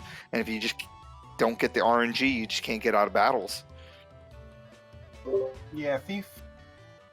The Black Mage run chance, I think, is largely overestimated. At very low levels, it's super good, but like once you get 10 or 12 under your belt, it starts normalizing out to the other characters pretty quickly. Okay. Yeah, I think it actually gets worse the further you get along. It does. Well, the white mage is the same way too. I think it gets pretty crappy as well. Oh, White Mage is terrible at running the whole game. Yeah, at least they're consistent. You just trip over the ropes the entire game. Those robes Yeah. are cumbersome. Yeah, I mean, I just don't know what else I would have done. I mean, I could have probably re-rolled, try to bring a second Black Mage along, or just kept everybody up and just tried my best to get through it. Because the eye was ungrindable. I mean, it had well over 300 hit points, so I'm not sure if anybody even tried that. But I was down to one fighter and one other character at that point, so after the one eye, I'm like, no, that's enough for me. That's enough risk for me. yeah, it's just... And I'm pretty sure I ran into a couple Agamas, and they had well over 300 or 400 hit points. So I'm not exactly too sure how you would have been able to even BB strats that. So you just had They to. had a nasty skill as well. I can't remember what it was. Blizzard, Yeah. yes, they had Blizzard as well. You're joined by the hangry Canuck himself, but unfortunately, I'm going to ask Tarnan real quick some final thoughts about this before we start getting off of here.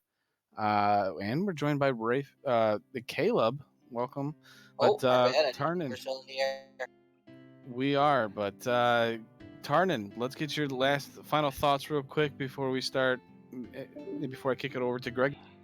Well, so first of all, thank you to everyone who did comms, tracking, restreaming for our 4 different channels that this race was broadcast on.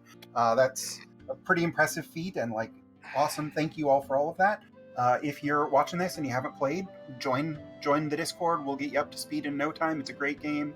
Tons of fun. This is kind of the capstone of this tournament. Now we're moving into slightly different flags, and only 16 people get to keep playing now.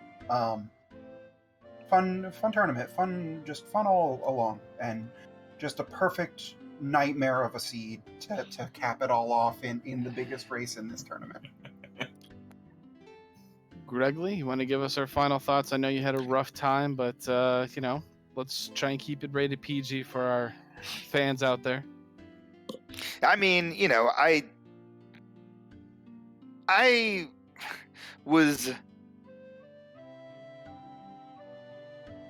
I didn't hate everything about what was happening. There were definitely times where I thought I was gonna smash my laptop and throw my controller across the room and all that stuff. I take every single one of these seeds very seriously and just try my best to get through them. And I was not going to give up, even though pretty much the second Doogie MacGyver finished 6th, pretty much everybody was forfeiting. I was like, I'm going to at least try to get 7th. I'm going to try. What's the worst thing that can happen? Maybe somebody can't, whatever life circumstances, and I can, backdoor my way into the